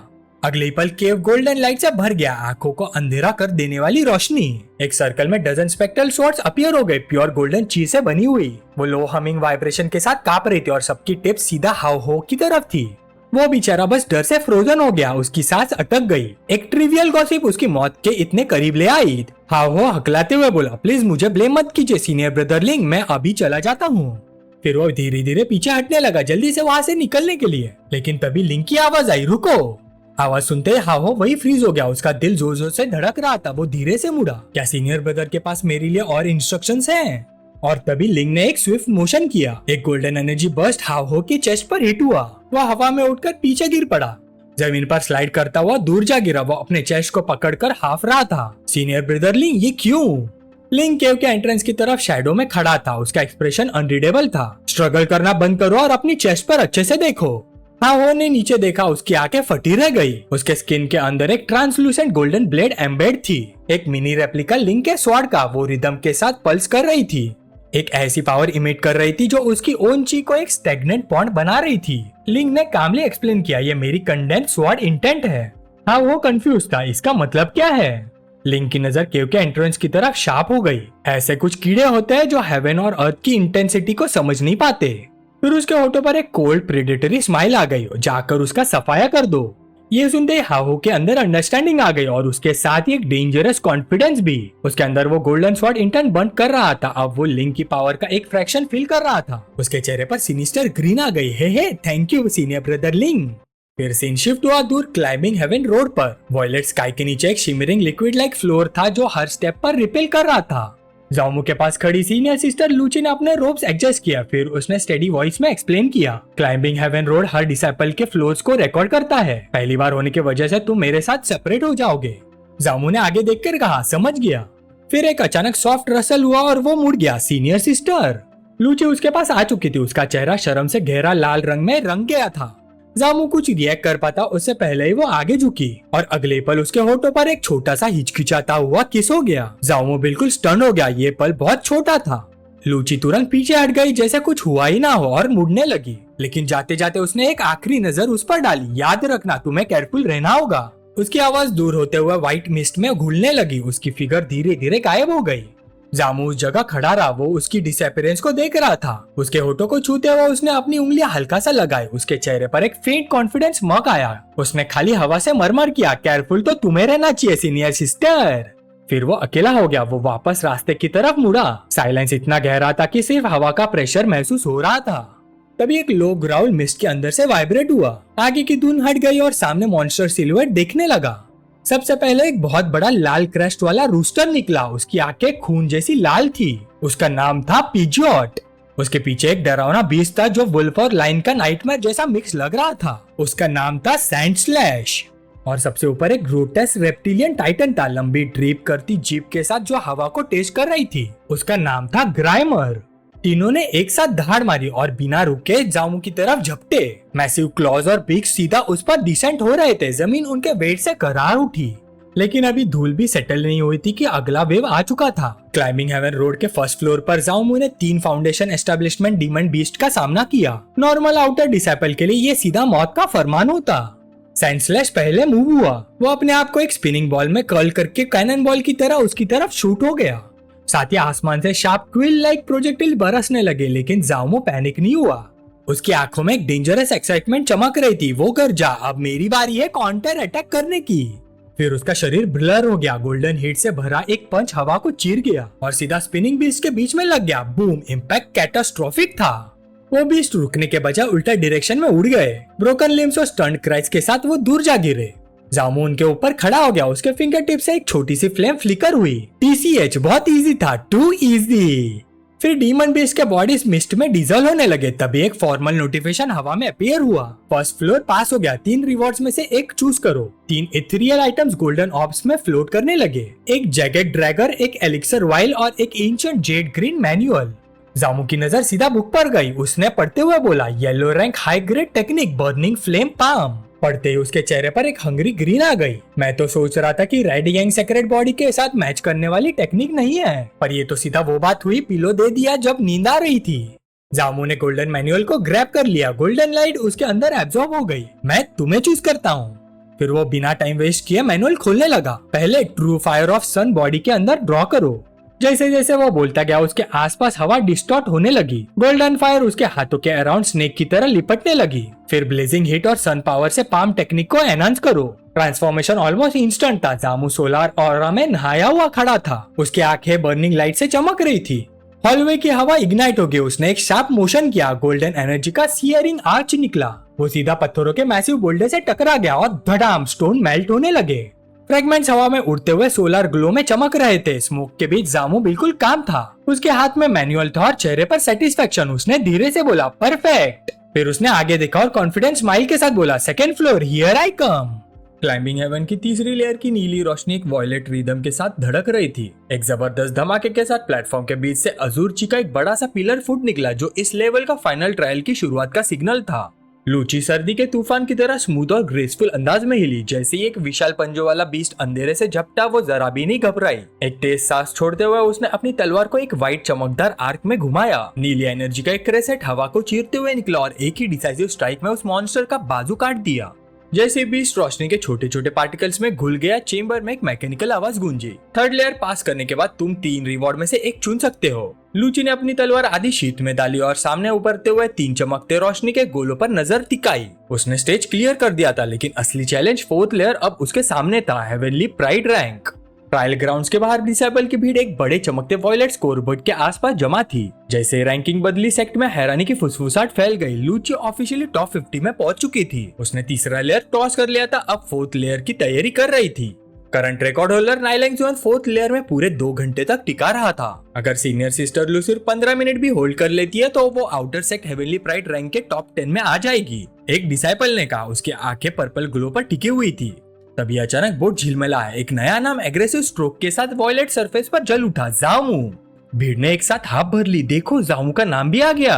पहला लेयर पास करते ही टॉप 1000 में एंटर करने के लिए उसका क्लियरेंस टाइम बहुत ही कम रहा होगा। दूसरे डिसाइपल ने चिन पर हाथ रखते हुए कहा, क्योंकि उसने पहले ही नूताई को हरा दिया था। सबका मानना था कि 3rd लेयर तक पहुंचना उसके लिए बस फॉर्मेलिटीज जैसा है। आउटर सेक्ट का पावर हायरार्की बदल रहा था और हेवनली रोड्स अभी बस गर्म होना शुरू हुआ था। साइड में रैंकिंग्स देख रही लाल बालों वाली चूजीरोन ने आके सिकुड़ ली। अपने अंगूठे को दांतों से दबाकर वो क्लियरली इरिटेट लग रही थी। उसने धीरे से सिसकारी भरी। इन दोनों ने रिसेंटली ड्यूअल कल्टीवेशन कम से कम काफी ज्यादा की है। उनकी पावर में आई तेजी उसके लिए एक ऐसी चुभन थी जिसे वो इग्नोर नहीं कर सकती थी।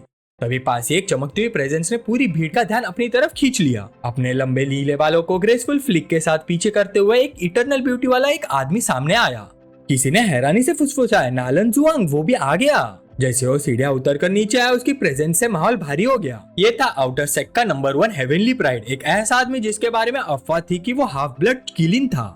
उसके जबरदस्त लुक्स के बावजूद हर कोई इंप्रेस नहीं था। 2 डिसाइपल्स पास खड़े धीमी आवाज में जलन के साथ बात कर रहे थे। दिखता तो काफी हैंडसम है, लेकिन कितना बड़ा पोजर है, एक ने मटर किया। दूसरा तंज भरी हंसी के साथ बोला, बिल्कुल, क्या ये सिर्फ अपनी नोबल ब्लड लाइन पर डिपेंड नहीं करता?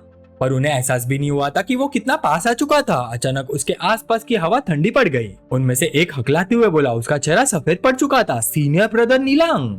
नीलांग ने कुछ कहने की जरूरत ही नहीं समझी। एक अचानक वॉयलेट डिस्प्ले में उसका बाजू मॉन्स्टर्स फॉर्म में बदलने लगा। उसकी स्लीव फट गई, उसके हाथ मोटे मसल और सख्त स्केल से भर गया जो डरा देने वाली अजूर रोशनी छोड़ रहे थे। और फिर एक ही ब्रूटल मूवमेंट में उसने वार किया। उस अटैक की फोर्स से दोनों डिसाइपल्स हवा में उछल गए। उनके चेहरे खून से भर गए और उनके जिस्म टूटकर जमीन पर जा गिरे। चीखने का मौका तक नहीं मिला। नंबर 1 हेवनली प्राइड को कमजोर लोगों की गॉसिप बिल्कुल पसंद नहीं थी। नीलान जुआन ने अपना ट्रांसफॉर्म बाजू वापस नॉर्मल किया। उसके चेहरे पर बहुत डिस्टेंट का एक्सप्रेशन आ गया, जबकि दोनों डिसाइबल्स पीछे कुचले हुए पड़े थे। उसने ठंडी और खतरनाक आवाज में कहा, मुझे सबसे ज्यादा नफरत उन लोगों से है जो दूसरों की पीठ के पीछे बकवास करते हैं। फिर उसने अपनी नजर उस पर्पल हेड औरत पर डाली जो उसे देख रही थी। उसके पास आते ही वो जरा भी नहीं हिली। उसकी नजर सख्त और डिफेंसिव बनी रही। तुम यहाँ क्या कर रहे हो? उसने ठंडे लहजे में पूछा। नीला ने एक तेज मजाक उड़ाते हुए लाफ निकाला और ड्रामेटिक अंदाज में दोनों हाथ फैला दिए। उसने जहर भरी मुस्कान के साथ कहा, सुना है जो प्रीटी बॉय तुम पाल रही हो वो किसी और औरत के साथ भाग गया। चूजीरॉन का सब्र टूट गया। गहरी बैंगनी एनर्जी का वॉयलेट और उसके आसपास फूट निकला। उसकी आंखें मर्डरस इंटेंस से चमक उठी। वो गर्जी, तुम मौत को दावत दे रहे हो? और अगले ही पल वो आगे झपटी। उसका हाथ डार्क वॉयलेट फ्लेम से घिरा हुआ था और उसका लीथल स्ट्राइक सीधा नीलान की तरफ जा रहा था। पर नीलान जरा भी नहीं हिला। वो बस उसे अपनी तरफ आते हुए एक स्मग और सब कुछ पहले से जानता हुआ ऐसे ग्रीन के साथ देख रहा था। जैसे उसकी पाम उसे छूने वाली थी, एक विशाल सख्त और घिसे हुए हाथ ने हवा में ही उसकी कलाई पकड़ ली। टकराव के साथ एक तेज क्रैक की आवाज गूंजी। उसका पूरा मोमेंटम एक ही पल में रुक गया। वो औरत जमसी गई। दोनों के ऊपर एक पहाड़ जैसा डिमोनिक आदमी खड़ा था। उसका पूरा शरीर सुनहरी आग से घिरा हुआ था और उसकी आंखें अंगारों की तरह जल रही थी। उसकी प्रेजेंस का प्रेशर इतना भयानक था कि उस औरत के फेफड़ों से हवा तक निकल गई। नीहा, उसने हफ्ते हुए कहा, समझ गई कि बीच में कौन सी शक्ति आ गई थी। अब ये खेल का मैदान पहले से काफी ज्यादा डेंजरस हो चुका था। जैसे आसपास के लोगों ने उस पहाड़ जैसे आदमी को पहचाना, पूरी भीड़ से एक साथ हाफ निकल गई। एक डिसाइपल कांपते हुए बोला, ये निहाओ है, inner sect heavenly pride rank में 8 रैंक। निहाओ एक हिले बिना खड़े मोनोलिथ की तरह खड़ा था। उसकी नाक से गर्म भाप निकल रही थी और उसकी लोहे जैसी पकड़ अब उस औरत की कलाई पर बनी हुई थी। चूजीरॉन जो मजाक उड़ाने का कोई मौका नहीं छोड़ती थी, एक मॉकिंग स्मर्क के साथ झुककर बोली, तो अब तुम अपने कजिन का बदला लेने आया हो? क्या तुम्हें डर नहीं लगता कि जामू की वुमन, उस एल्डर की ग्रैंड डॉटर, तुम्हारे लिए प्रॉब्लम खड़ी कर देगी? एल्डर का नाम सुनकर भी उसके चेहरे पर जरा भी बदलाव नहीं आया। उसके चेस्ट के पास चीका एक छोटा चमकता डैगर बना। उसने पत्थर घिसने जैसा आवाज में कहा, इस बार मुझे सीनियर ब्रदर लॉन्ग टिंगशियान ने भेजा है। तुम्हें लगता है मैं डरूंगा? ये नाम सुनते ही नीलान जुआंग की आंखें एक्साइटमेंट से चमक उठी। उसने जोर से हंसकर अपना हाथ कमर पर रखा। हाँ, लगता है इस बार मेरा यहाँ आना बेकार नहीं गया। फिर उसने ट्रायल के एंट्रेंस की तरफ देखा। उसकी नजर में एक शिकारी जैसी दिलचस्पी चमक उठी। एक छोटा सा आउटर सेक्ट डिसाइपल और सामने पिक कोर फॉर्मेशन एक्सपर्ट। सच में काफी इंटरेस्टिंग। अब ये तीनों एक साथ खड़े थे। इनर और आउटर सेक्ट के टॉप एलाइट्स का एक एक्सप्लोसिव कॉम्बिनेशन। उनकी इंटिमिडेटिंग प्रेजेंस ने आसपास के हर शख्स का ध्यान अपनी तरफ खींच लिया। जल्दी इधर देखो, भीड़ में से किसी ने चीख कर कहा। हेवनली प्राइड्स के बीच टेंशन अपने पीक पर पहुंच चुकी थी और इस सबसे बेखबर जामू अभी भी ट्रायल के अंदर था। बाहर वॉयलेट स्कोरबोर्ड एक बार फिर चमका और डिसाइपल के बीच शॉक की एक नई लहर दौड़ गई। जामू का नाम रॉकेट की स्पीड से ऊपर चढ़ गया। जामू का रैंक टॉप 200 में पहुंच गया। एक डिसाइपल डिसबिलीफ में चीखा, क्या इतनी जल्दी? दूसरा अपना सर पकड़कर बोला। लेकिन क्लाइंबिंग हेवन रोड के अंदर इस रैपिड राइज का रीजन बिल्कुल साफ था। Second layer. उसके सामने एक घूमता हुआ पर्पल पोर्टल था और माहौल एंशिएंट एनर्जी से भरा हुआ था। उसने एक सेकंड भी वेस्ट नहीं किया। जैसे आग से घिरा हुआ एक विशाल बेस उस पर झपटा, जामू ने ओवरवेलमिंग फोर्स के साथ काउंटर किया। Burning flame palm. उसने अपना हाथ आगे बढ़ा और तुरंत सियरिंग क्रिम्सन ची का एक वर्टिकल पिलर फुट निकला और बीच पल भर में ही जलकर खाक हो गया। सिर्फ उसकी फेडिंग रॉर और कुछ अंगारे बचे। ट्रायल खत्म होते ही वही फेमिलियर प्रॉम्प्ट सामने आ गया। सेकंड लेयर पास करने के बाद तुम 3 रिवॉर्ड्स में से एक चुन सकते हो। 3 आइटम्स लाल इथेरियल हेज में उसके सामने तैरने लगे। एक सेबर टेक्निक स्क्रोल, दूसरा ओरिजिन नर्चरिंग पिल की एक पाउच और एक रेक्टेंगुलर जेट केस। जामू ने उन्हें ठंडी एनालिटिकल नजर से देखा। सेबर टेक्निक्स मेरे किसी काम के नहीं और ओरिजिन नर्चरिंग पिल्स मेरे लिए जेली बीन्स से ज्यादा कुछ नहीं। ये सोचकर उसने हाथ बढ़ाया और जेट केस पकड़ लिया। तो फिर मैं तुम्हें चूज करता हूँ। जैसे उसने रिवॉर्ड क्लेम किया, जेट केस गायब हो गया। उसके अंदर से एक चमकती हुई तलवार सामने आई जो स्पिरिचुअल रेजोनेंस के साथ गूंज रही थी। ये एक सेकंड ग्रेड फ्लाइंग स्वॉर्ड थी, व्हाइट जेड ग्लो। तलवार उसके हाथ के पास ब्रिलियंट ब्लू ऑरा में मंडराने लगी। जामू ने उंगली से हल्का सा फ्लिक किया, उसका वेट टेस्ट किया।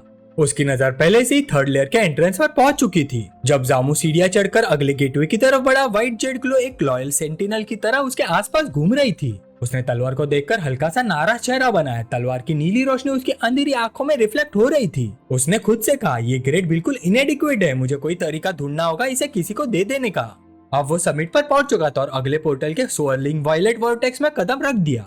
विजन क्लियर होते ही जामू ने आग झपकाई। इस बार उसके सामने सिर्फ एक ओपोनेंट नहीं था, उसके सामने एक लिटरल नाइटमेयर की दीवार खड़ी थी। विशाल ड्रैकोनिक बीस्ट और सिंग वाले डीमंस की पूरी हॉर्ड। उनकी आंखें खूनी क्रिम्सन रोशनी से चमक रही थी। इस ट्रायल का स्केल पिछले लेयर्स के मुकाबले काफी ज्यादा बड़ा था। जामू ने आसपास फैली हुई मॉन्स्टर्स की भीड़ को देखकर सोचा, ये तो हद से ज्यादा है ना? इतने ओवरवेलमिंग ऑड्स के बावजूद उसके होठों के कोने पर एक कॉन्फिडेंट स्माइल उभर आई। उसने अपनी इंटरनल एनर्जी सर्कुलेट करनी शुरू की। तुरंत उसके शरीर से एक चमकदार गोल्डन ऑरा फुट निकला, जिसने पूरे स्टोन फ्लोर को स्वर्गीय रोशनी से नहला दिया। अब समझ आया कि ज्यादातर outer disable score formation stage तक ब्रेक थ्रू करने के बाद ही थर्ड लेयर पास कर पाते हैं, उसने सोचा। उसके हाथ की पाम में एनर्जी कंडेंस होकर एक ब्लाइंडिंग हीट स्पीयर बनने लगी। गर्मी इतनी इंटेंस हो गई कि वो एक छोटा सूरज की तरह लगने लगी। उसके पैरों के नीचे की जमीन प्रेशर से ढरकने लगी। उसकी आंखें सिकुड़ गई जैसे पहला बेस उसकी तरफ झपटा। उसने धीरे से कहा, लेकिन जब मैं यहाँ तक आ ही गया हूँ, चाहे पास कर पाऊँ या नहीं, मुझे अपनी स्ट्रेंथ की अपर लिमिट जरूर टेस्ट करनी होगी। लीड मॉन्स्टर अपने जबड़े बंद भी नहीं कर पाया था कि जामू गोल्डन लाइट की एक ब्लर में गायब हो गया। उसकी स्पीड इतनी एक्सप्लोसिव थी कि बीस्ट बस खाली हवा को ही काट पाया और थर्ड लेयर की बैटल एक जबरदस्त क्लैश के साथ शुरू हो गई। जामू ने खुद को घेरने का मौका ही नहीं दिया। वो जानता था कि शिकार में जो झिझकता है वही शिकार बन जाता है। वो गरजा, पहले अटैक करो तभी अपर हैंड मिलेगा। और एक झटके में वो आसमान में उछल गया। उसकी सिलुएट ट्रायल चेंबर के आर्टिफिशियल सन को ढक गई और फिर उसने अपना हाथ जबरदस्त फोर्स के साथ नीचे मारा। Burning flame palm. इम्पैक्ट के साथ गोल्डन फायर का एक विशाल पिलर फुट निकला। स्टोन फ्लोर टूट गया। शॉकवेव ने आसपास के मॉन्स्टर्स को तुरंत राख में बदल दिया। धूल अभी बैठे भी नहीं थी कि स्मोक के अंदर से एक ब्लू स्केल प्रेडेटर उस पर झपटा। उसकी क्रिम्सन आंखें खून की प्यास से चमक रही थी, लेकिन बीच के जबड़े बस खाली हवा को ही काट पाए। जामू एक शैडो की तरह फिर से हवा में नजर आए। वो हंस पड़ा, हा हा हा हा हा। उसने एक डिवास्टेटिंग किक सीधा ग्रीन स्केल ड्रैगन बीस्ट के खुले मुंह पर दे मारा। स्ट्राइक की फोर्स से उसका सिर पीछे झटका खा गया। उसकी स्केल्स प्रेशर से टूटने लगी। जब धूल धीरे धीरे साफ होने लगी, जामू तबाही के बीच में सीधा खड़ा था। उसने अपने हाथों को देखा, अपने स्किन के नीचे धड़कती हुई शक्ति को महसूस किया। उसके चेहरे पर एक धीमी स्मक उभर आई। उसने सोचा, मुझे सिर्फ सुपरफिशियल इंजरीज हुई हैं, क्या ये रेड यंग सेक्रेट बॉडी की असली ताकत है? पर ट्रायल अभी खत्म नहीं हुआ था, लेकिन पहली बार आगे का रास्ता स्ट्रगल कम और कॉन्क्वेस्ट ज्यादा लग रहा था। ऊपर अंधेरे से एक विंग्ड मॉन्स्ट्रोसिटी ने नीचे डाइव किया। उसकी ग्लोइंग रेड आईज और फैले हुए पंजे सीधा जामू की तरफ बढ़ रहे थे। साथ ही एक सर्पेंटाइन ड्रैगन साइड से अपने जबड़े झपटा। जामू ने ठंडी ग्रंट निकाले। उसकी आंखें शिकारी की तरह उसकी हर मूवमेंट ट्रैक कर रही थी। वो पीछे नहीं हटा। एक अचानक स्पीड बस के साथ उसने लो स्वीप किया। उसका शरीर मोशन की ब्लर बन गया। उसके मूवमेंट की फोर्स से एक तेज हवा का झोंका उठा। फ्लैंक करने की कोशिश कर रहे वुल्फ लाइक क्रिएचर्स का पूरा पैक पीछे उड़ गया। अब वो नए कॉन्फिडेंस के साथ लड़ रहा था। उसका हर स्ट्राइक गिरते हुए पहाड़ जैसा भारी था। धूल और दुश्मन के साए के बीच जामू सीधा खड़ा था। उसने एक शार्प मॉकिंग लाफ छोड़ी, हा हा हा हा हा, बुरा नहीं। रेड यंग सेक्रेट बॉडी का गोल्डन ऑरा और भी ज्यादा भड़क उठा। उसकी रोशनी चेंबर की दीवारों पर लंबी हिलती परछाइयां डाल रही थी। बीस्ट एक पल के लिए झिझक गए। उनके प्रिमिटिव इंस्टिंक्ट्स उन्हें रोक रही थी। उनके सामने जो इंसान खड़ा था वो किसी आम कल्टिवेटर जैसा बिल्कुल नहीं लग रहा था। अगर मैं अपने इनविंसिबल फिजिकल बॉडी पर भरोसा करूं तो शायद थर्ड लेयर पास करने की सच में उम्मीद है, जामू ने सोचा। उसने एक बार फिर हाथ उठाया। उसकी पाम सेलेस्टियल हीट से जल उठी। Massive green scale dragons final desperate charge के लिए तैयार हो गए और जामू भी उनका सीधा सामना करने के लिए खड़ा था। अब वो सिर्फ सर्वाइव नहीं कर रहा था, वो ट्रायल पर राज कर रहा था। अगले ही पल पूरा चेंबर क्रिम्सन हीट के एक सियरिंग वोर्टेक्स में घिरा हुआ था। विशाल pillars of flame chaotic cyclones की तरह घूम रहे थे। उनकी फ्यूरी इतनी भयानक थी कि कोई आम वॉरियर पल भर में जलकर खत्म हो जाता। लेकिन उस इन्फोर्नो के बीच एक अकेला आदमी अभी भी सीधा खड़ा था। उसके काले रोब्स फट चुके थे। हाथों में कॉन्सेंट्रेटेड फायर से बनी 2 ब्लेजिंग ब्लेड्स थी। उसकी सिलुएट्स आधी ऑरेंज रोशनी के बीच चमक रही थी। फिर एक फाइनल एक्सप्लोसिव एनर्जी सर्च के साथ उसने पूरे फायर स्टॉर्म को शांत कर दिया। उसने थकी हुई लेकिन एक्साइटमेंट भरी आवाज में कहा, मैं सच में सक्सेसफुल हो गया। उसकी आवाज में डिसबिलीफ भी था और जीत की खुशी भी। वो बूझते हुए अंगारों के बीच खड़ा था। उसका शरीर जख्मी था, कपड़े जले हुए थे, लेकिन उसका स्पिरिट अब भी अखंड था। उसके होठों पर एक हल्की ट्रायम्फेंट स्माइल थी। उसने ट्रायल के आफ्टरमैथ को देखा और तुरंत ट्रांसफॉर्मेशन शुरू हो गया। उसके डेशियन से एक वाइब्रेंट ग्रीन ऑरा फुट निकला। वो लाइफ एनर्जी के प्रोटेक्टिव ककून की तरह उसके शरीर को घेरने लगा। उसके टॉर्सो और भाव पर बने गहरे जख्म सुपरनेचुरल स्पीड से भरने लगे। रेडिएंट पावर के लगातार बैप्टिज्म के नीचे मेरा फिजिकल बॉडी सिर्फ मार खाने के लिए रेजिस्टेंट ही नहीं हुआ है, बल्कि इसकी रिकवरी एबिलिटी भी बहुत ही ज्यादा फास्ट हो गई है। जामू ने सोचा जब हीलिंग एनर्जी की ठंडी लहर उसकी जली हुई स्किन को सुकून दे रही थी। अपनी रगों में दोबारा उमड़ती ताकत को महसूस करते हुए उसने उन चमकते हुए क्रिस्टलाइन स्टेयर्स की तरफ देखा जो टाइल्स के और गहरे हिस्सों की तरफ जा रहे थे। ऊपर से निकलने वाली गर्मी और भी ज्यादा थी, लेकिन उसकी नजर बिल्कुल स्टेडी थी। उसने धीरे से कहा, शायद मेरे पास अभी भी 4th लेयर चैलेंज करने की एबिलिटी है। थर्ड लेयर सक्सेसफुली पास करते उसके सामने एक शिमरिंग इंटरफेस मटेरियलाइज हुआ। उसके सामने 3 अलग रिवॉर्ड्स वॉयलेट ग्लो में तैर रहे थे, एक डेंजरस लुकिंग बैटल एक्स, दूसरी मोटी पुरानी किताब और एक पावरफुल कल्टीवेशन पेल। जामू ने अपनी चीन पर हाथ रखा और गहरी सोच में डूब गया। वो जानता था कि क्लाइंबिंग हेवन रोड के स्टेक्स बहुत हाई थे। क्लाइंबिंग हेवन रोड से मिलने वाले पेल्स और मैजिकल ट्रेजर्स अंदर यूज नहीं किए जा सकते। अगर उसे आगे के ट्रायल सर्वाइव करने थे तो टेम्पररी आर्टिफैक्ट्स या रॉ पावर बूस्ट काफी नहीं होगा। उसकी नजर किताब पर टिक गई। अगर मुझे 4th लेयर चैलेंज करना है तो मुझे एक नया कल्टीवेशन मेथड ही चूज करना होगा। इसी मजबूत इरादे के साथ उसने किताब को चूज कर लिया।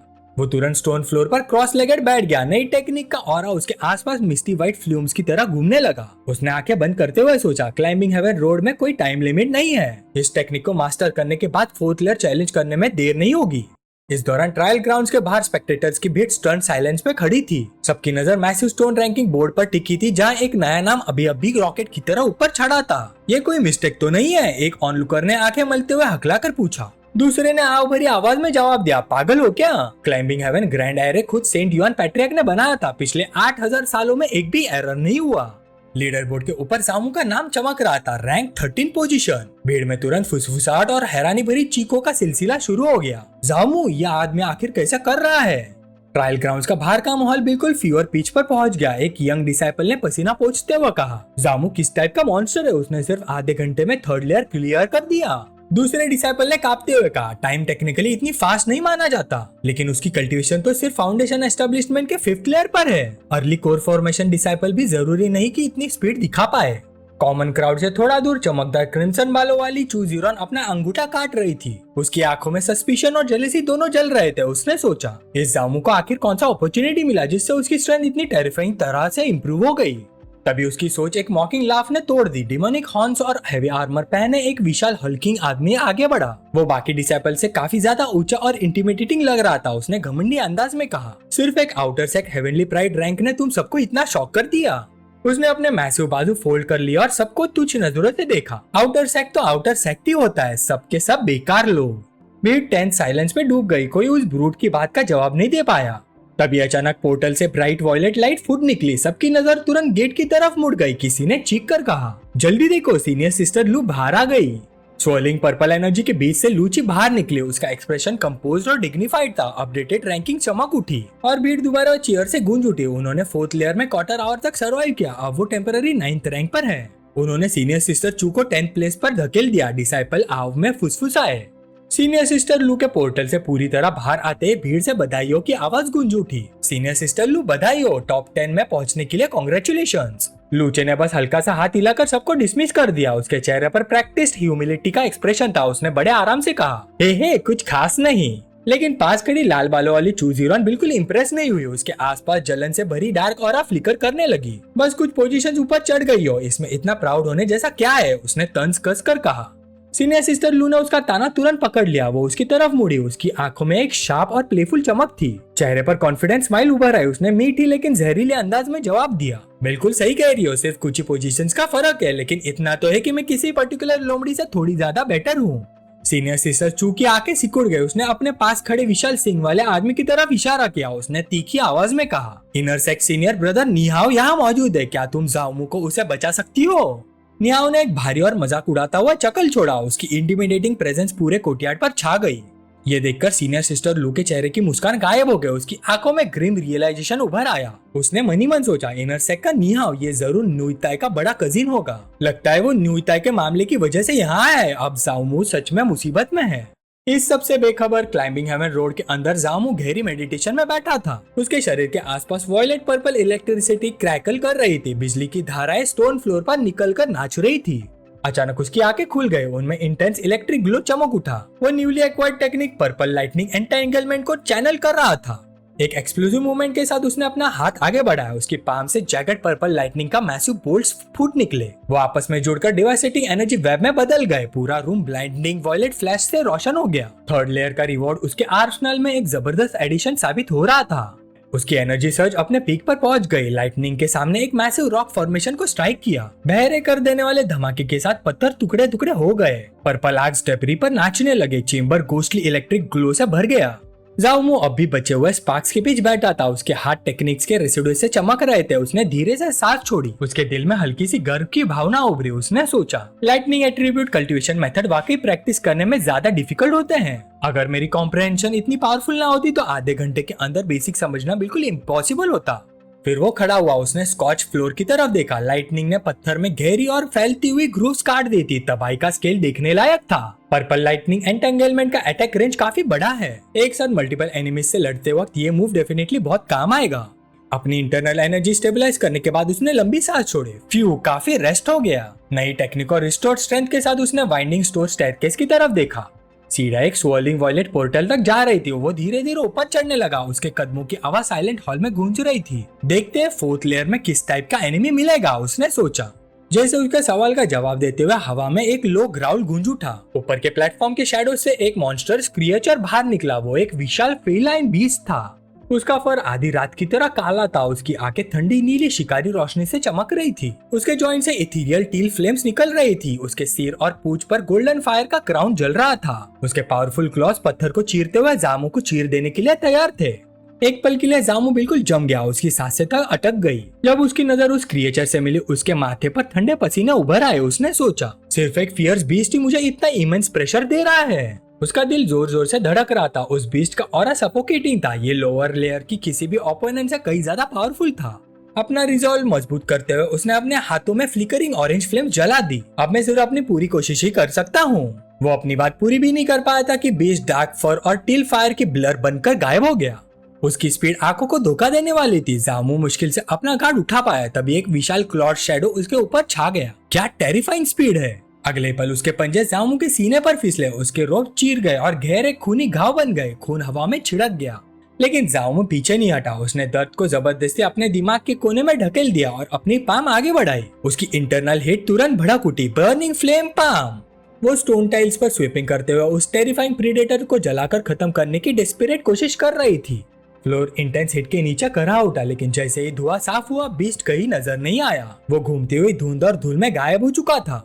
अरीना के बीच जामू अकेला खड़ा रह गया। उसकी आंखें बेचैनी से चारों तरफ ढूंढने लगी। वो बीस्ट की प्रेजेंस महसूस कर सकता था, लेकिन उसकी मूवमेंट इतनी फ्लूइड थी कि जामू उसका पता ही नहीं लगा पा रहा था। ये बहुत ही तेज है, मैं इसे छू भी नहीं पा रहा। उसने तुरंत समझ लिया कि फायर और ब्रूट स्ट्रेंथ से अजाइल ओपोनेंट को पकड़ना मुमकिन नहीं। वो नीचे झुककर लो क्राउच में आ गया। उसके चेहरे पर डेस्परेशन की जगह अब ग्रिंड और कैलकुलेटेड फोकस था। अगर वो बीस्ट को डायरेक्टली हिट नहीं कर सकता तो पूरे बैटलफील्ड को ट्रैप बना देगा। देखते इलेक्ट्रिक्यूट होने के बाद भी तुम इतनी आसानी से भाग पाते हो या नहीं। ये बोलते हुए उसने दोनों हाथ जोर से जमीन पर दे मारे। तुरंत वॉयलेट पर्पल एनर्जी उसकी पाम से फुट निकली। फोर्थ लेयर का ट्रायल अपने ब्रूटल क्लाइमैक्स पर पहुंच चुका था। जामू ने शैडोई बीस्ट को ट्रैक किया। वो टील फ्लेम्स की ब्लर बनाकर हवा में उछल रहा था।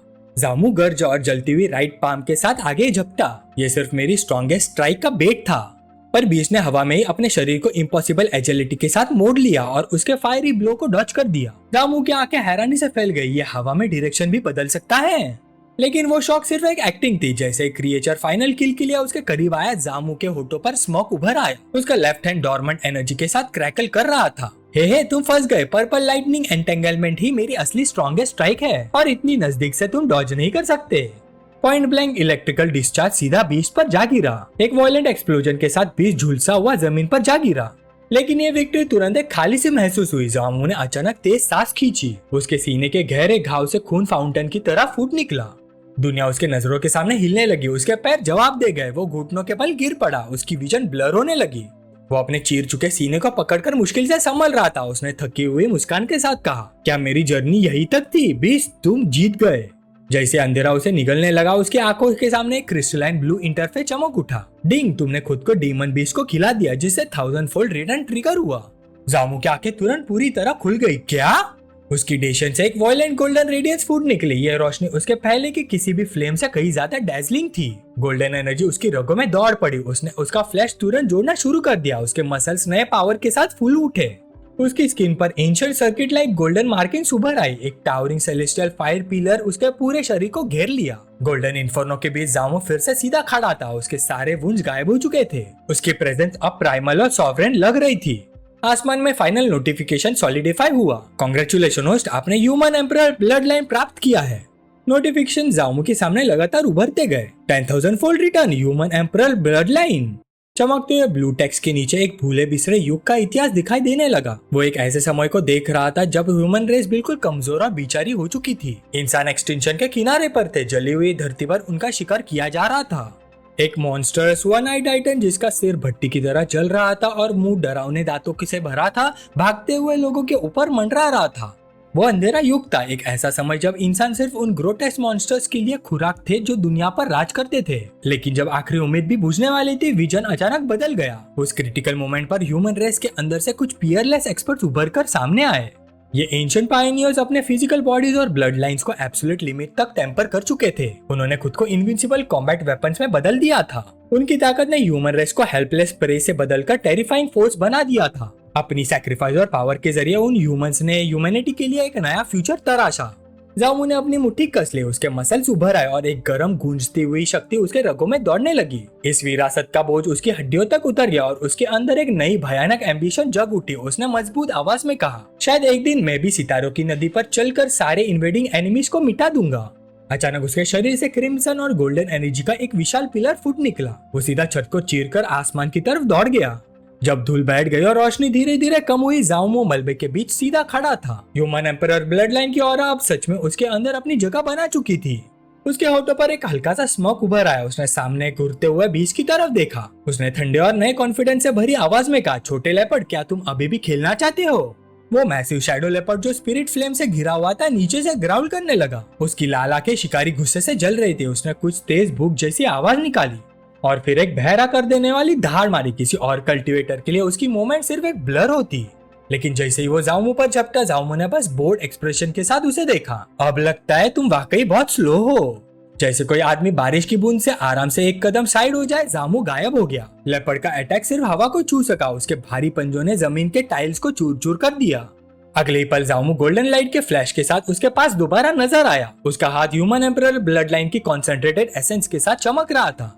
बीस्ट उसकी मूवमेंट समझ भी नहीं पाया था। तब तक जाओमो ने एक सिंपल ओपन पाम स्ट्राइक मार दिया। अटैक प्रिसाइज भी था और डिवास्टेटिंग भी। एक घिनौनी क्रैक की आवाज गूंज उठी। स्ट्राइक की शेयर फोर्स ने लेपर्ड की डिफेंसेस को पल भर में ही तोड़ दिया और उसका शरीर बीच से दो हिस्सों में फट गया। मलबा हवा में घूम गया। बीस्ट के रिमेन्स जोर से जमीन पे जा गिरे। जाओमो शांत खड़ा रहा। धूल बैठने के बीच उसने लंबी और स्टेडी सांस छोड़ी। उसने कैजुअली अपनी स्टांस एडजस्ट की। उसका एक्सप्रेशन बिल्कुल काम था, जैसे कुछ खास हुआ ही ना हो। कोर्टयार्ड में वापस से सन्नाटा छा गया। जितनी तेजी से बैटल शुरू हुई थी उतनी तेजी से खत्म भी हो गई। फोर्थ लेयर का ट्रायल ऑफिशियली कंप्लीट हो चुका था। जामो के सामने एक शिमरिंग नोटिफिकेशन उभर आई। रिवॉर्ड के रूप में उसके सामने 3 आइटम्स मटेरियलाइज हुए। 4th grade windwalk pill, 4th grade artifact frost fall spear और ब्लैक रंग mid grade technique grade steel cleaving hand. तीनों रोशनी में तैर रहे थे। जामो ने अपनी चिन पर हाथ रखकर सोचा, तीनों ही काफी अच्छे आइटम्स है, लेकिन अफसोस मैं सिर्फ एक ही चूज कर सकता हूँ। कुछ पल के लिए सोचने के बाद उसने ग्लोइंग वाइल की तरफ हाथ बढ़ाया। चलो कैजुअली एक पिल ले लेता हूँ, बाद में किसी को दे दूंगा। उंगली की एक फ्लिक के साथ उसने विंड वॉक पिल क्लेम कर ली। उसका ध्यान पहले ही ट्रायल के बाहर की दुनिया की तरफ जा चुका था। उसने सोचा अब तक बाहर काफी हंगामा हो चुका होगा। स्वेलिंग मिस्ट धीरे धीरे हटने लगे और वो बिल्कुल सही था। ट्रायल ग्राउंड्स के बाहर डिसाइपल्स की भीड़ पूरी तरह फ्रेंजी में थी। सब लोग जल्दी देखो, एक डिसाइपल चीखा। उसने मैसिव स्टोन मूवमेंट की तरफ इशारा किया। जाओमो की रैंकिंग फिर से बदल गई। पर्पल बैनर पर चमकता टेक्स्ट बदलते ही कोर्टयार्ड में हाफने की आवाज गूंज उठी। जाओमो outer sect heavenly pride rank number 1 बन गया। एक डिसाइपल डिसबिलीफ में चीखा। भीड़ में खड़ी लूची ने अपना हाथ सीने पर रख लिया। उसका चेहरा प्राइड और शॉक के मिक्स से लाल हो गया।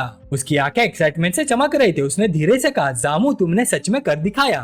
पीछे खड़ी चूजेरॉन भी स्टंट थी। आउटर सेक्ट का नंबर 1, ये कैसे पॉसिबल है?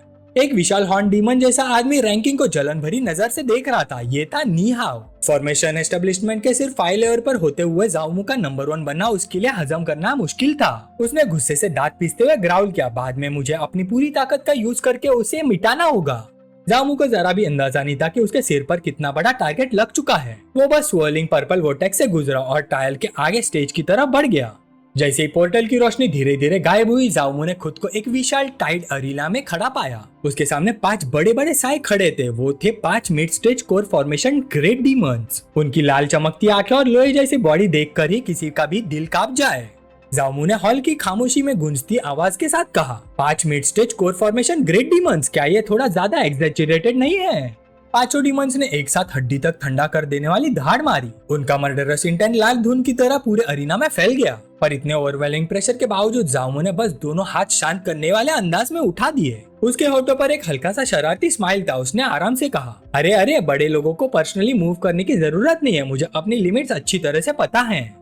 लेकिन डीमंस को नेगोशिएशन में कोई इंटरेस्ट नहीं था। उनमें से एक बेहीमोथ अचानक आगे बढ़ा। उसने एक मैसिव ग्लोइंग रेड पोल आर्म को इतनी ताकत से घुमाया जैसे आसमान ही चीर देगा।